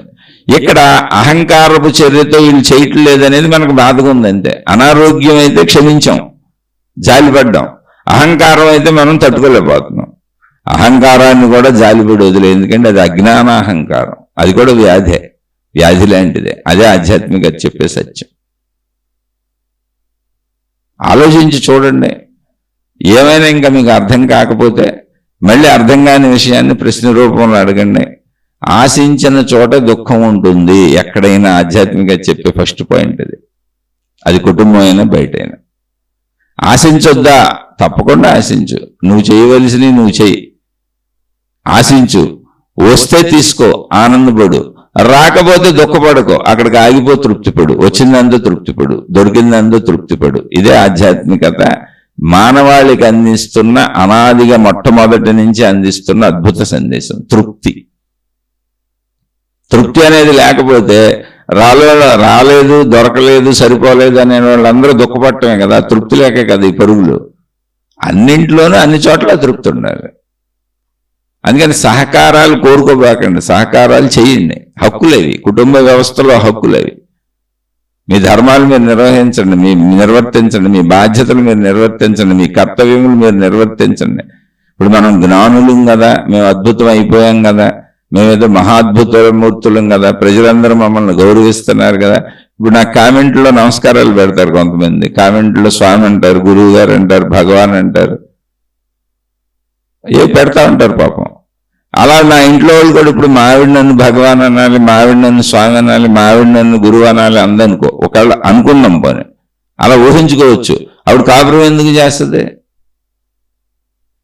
కానీ మనం ఎలా కోరుకుంటాం? ఇప్పుడు నా బోటోడు ఎలా కోరుకుంటాడంటే, ఒక పక్క కాపురం చేయాలి, కాపురం చేస్తే స్వామి, గురువు, భగవాన్ అని మళ్ళీ నన్ను అంత గౌరవించి నన్ను అలా సేవించాలి. ఎందుకంటే ఇలాంటి ఒక అతన్ని చూశాను, గురువు అయ్యాడు, అతన్ని చూశాను, అందుకని చెబుతున్నాను. భార్యతో కాపురం చేస్తాడు, కానీ భార్య మళ్ళీ ఆయన్ని గురువుల, మహాత్ముల్లో, దేవుళ్ళ చూడాలి. పిల్లలు కూడా ఆయన మహాత్ముల్లో సేవించాలి. ఎక్కడ కుదురుద్ది? హక్కులు ఉంటాయి కదా, కుటుంబం అంటే హక్కులమయం కదా. అలా చాలా మంది ఎలాగే ఫీల్ అవుతారు, సత్యత తెలియదు. ఇదే అజ్ఞానం అంటే. అజ్ఞానం అంటే ఇది. అందుకే మనకు అందించబడిన గ్రంథాలను కూడా చక్కగా చదువుకోవాలి. చక్కగా చదువుకుంటే అన్నీ అర్థమవుతాయి. కుటుంబము హక్కులు, కుటుంబం అంతా హక్కులమయం, ఒకళ్ళకొకళ్ళు సహకారాలు ఇచ్చిపుచ్చుకోవటాలే. అక్కడ చాలా జాగ్రత్తగా ఉండాల్సిందే. దాన్ని జ్ఞానానికి, వైరాగ్యానికి, ఆధ్యాత్మికతకి ముడిపెట్టకండి, అసలు రెండు కుదరవు. ఇప్పుడు నా భార్య ఈ కామెంట్లో గురువు అన్నట్టు, స్వామి అన్నట్టు, మహాత్ముడు అన్నట్టు, నన్ను పొగిడినట్టు, బాగా చెబుతున్నారన్నట్టు నా భార్య కూడా ఒకవేళ అలా ఉండాలనుకోప్పుడు ఆమె శిష్యురాలు అయిపోద్ది, కాపురం చేయదు, గౌరవ భావన వచ్చేస్తుంది, శిష్యురాలు అయిపోద్ది. నా పిల్లలు కూడా అలా ఉండాలనుకున్నాను అనుకోండి, అప్పుడు నా పిల్లలు వాళ్ళ బతుకుతూ దూరంగా వెళ్ళిపోయి శిష్యులు అయిపోయి వచ్చినాక ఆరతి ఇచ్చి భజన చేసి వెళ్ళిపోతూ ఉంటారు. నాకు అన్నం పెట్టరు, నా వృద్ధాప్యంలో నాకు తోడుగా ఉండరు. ఎందుకని? అంత మహానుభావుడికి, అంత మహాత్ముడికి, అంత జ్ఞానికి తోడేందుకు? అసలు ఆయనే దేవుడు, ఆయనే అందరినీ రక్షిస్తాడు అనే భావన వచ్చేస్తుంది. ఆ భావన వస్తే తప్ప అలా చూడలేరు. అప్పుడు వాళ్ళు నాకు టీ, మంచినీళ్ళు కూడా ఎవరు కాదు. వాళ్ళు అన్నీ నాకు చేయాలి, వాళ్ళు నాకు మేలు చేయాలి, నన్ను చూడాలి, నాకు అన్ని సమకూర్చాలి. కానీ నన్ను దేవుడు అనుకోవాలి, గురువు అనుకోవాలి, మహాత్ముడు అనుకోవాలంటే ఈ రెండింటికి ఎక్కడన్నా కుదురుతుంది? అసలు వాస్తవికతలో జీవించడం నేర్చుకోండి. కుటుంబం ఉంటే దానికి తెచ్చి జ్ఞానాన్ని, దైవత్వాన్ని ముడిపెట్టకండి. ముడిపెడితే పెట్టండి, అర్థం చేసుకోండి. మీ దైవత్వం, మీ జ్ఞానం, మీ ఇష్టం, మీ మోక్షం, మీ మంచితనం, అది మీ వ్యక్తిగత నిర్ణయం, కుటుంబిక నిర్ణయం కాదు అది. కుటుంబం అంటే ఇచ్చిపుచ్చుకోవటాలు, సహాయ సహకారాలు, హక్కులు, బాధ్యతలు, జీవితకాలం మొత్తం. కాబట్టి అక్కడ ఎప్పుడు ఎంతో కొంత పోరాటాలు ఉంటాయి, ఎంతో కొంత ఘర్షణలు ఉంటాయి, ఎంతో కొంత అసంతృప్తి ఉంటుంది. ఆ స్థాయి భేదాలు ఉంటాయి. కొంతమంది సర్దుకుంటూ వెళ్తున్నప్పుడు ఎక్కువగా కనపడకపోవచ్చు, సర్దుకొని చోట ఎక్కువగా కనపడవచ్చు, కానీ ఖచ్చితంగా అసంతృప్తులు ఉంటాయి. వాటిని ఎప్పటికప్పుడు సరి చేసుకుంటూ మన బాధ్యతలు మనం చేసుకుంటూ వెళ్ళటం తప్ప మిగిలింది ఏది మన చేతిలో లేదు. ఎవరు ఎవరిని మార్చలేరు. మార్చగలిగితే ఇంతకు ముందు వచ్చిన మహాత్ములు, ఇంతకు ముందు వచ్చిన దైవావతారాలు, ఇంతకు ముందు వచ్చినటువంటి అనేక మంది ఆత్మజ్ఞానులు, జీవన్ముక్తులు, మనుషులందరినీ ఎప్పుడో మార్చేసేవాళ్ళు. వాళ్ళు ఎవరూ మార్చలేదుగా. మార్చటం కుదరదు. నీకు నువ్వే మారాలి, నువ్వే అర్థం చేసుకోవాలి, నువ్వు ఎలా జీవించాలో నువ్వే నిర్ణయించుకోవాలి. అది నీ స్వీయ నిర్ణయం, అంతే. ఆలోచించి చూడండి, అర్థమైతే ఆచరించుకోండి, చక్కగా మీ జీవితాన్ని జాగ్రత్తగా పెట్టుకోండి. ఇక్కడ మహాత్ములు చెప్పిన ఒక శ్లోకం చెప్పుకొని దీన్ని ముగించుకుందాం. కృషితో నాస్తి దుర్భిక్షం. ఏదో ఒకటి పని చేసుకుంటూ ఉండే వాళ్ళకి, కష్టపడే వాళ్ళకి దుర్భిక్షం అంటే తినటానికి లేకపోవడం అనేది ఉండదు. ఎవరి స్థాయిలో వాళ్ళకి హాయిగా తిండికి బట్టకి గడిచిపోద్ది. ఇంకా నాకు సరిపోవట్లేదు, ప్రపంచం అంతా కావాలంటే అది వేరే విషయం, మళ్ళీ అది అత్యాశ, దురాశ. కృషితో నాస్తి దుర్భిక్షం, జపతో నాస్తి పాతకం. నిరంతరం మంచిని తలుచుకుంటూ, మంచిని మననం చేసుకుంటూ, జపించుకుంటూ ఉండేవాళ్ళు పాతకములు అంటే పాపములు వచ్చేటువంటి చెడ్డ పనులు చేయరు. మౌనేన కలహం నాస్తి. మౌనంగా ఉంటే గొడవలు ఉండవు, అంతే తప్ప గొడవలు ఉండవు. నువ్వు ఆధ్యాత్మికంలోకి వెళ్ళిపోతేనే అక్కడ కూడా చెప్పలేదు, ఇది మహాత్ములు చెప్పిన శ్లోకమే.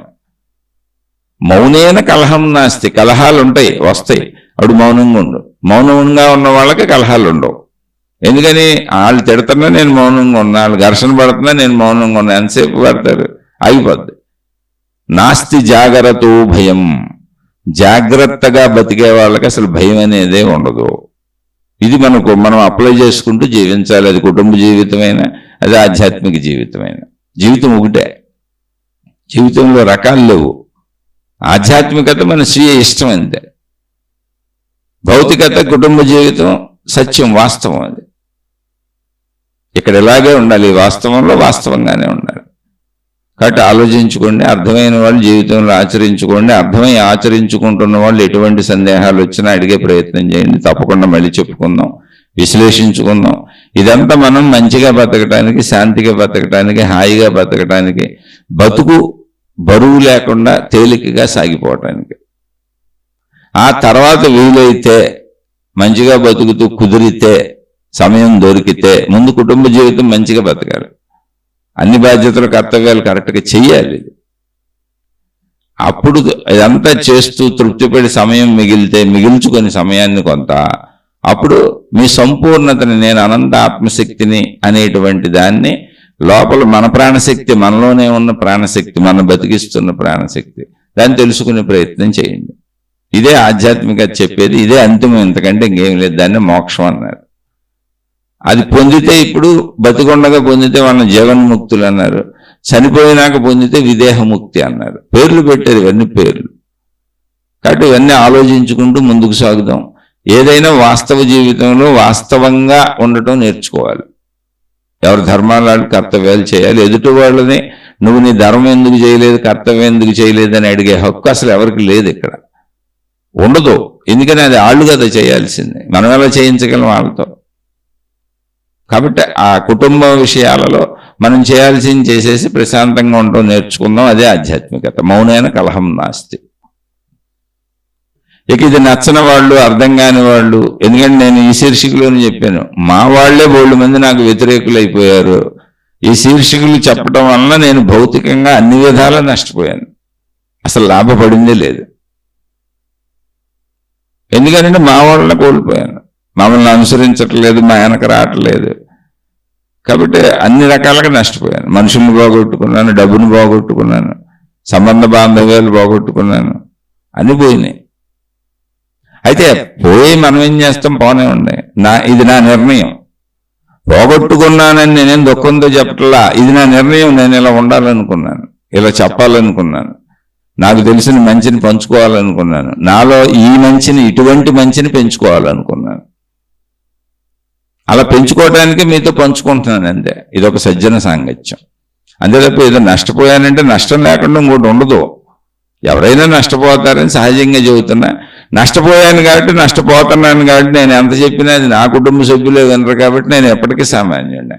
నేను అసామాన్యుడిని అయితే అది ముందు నా ఇంట్లోంచే మొదలవ్వాలి, మొదలవ్వలేదు. కాబట్టి నేను ఎప్పటికీ సామాన్యుడినే.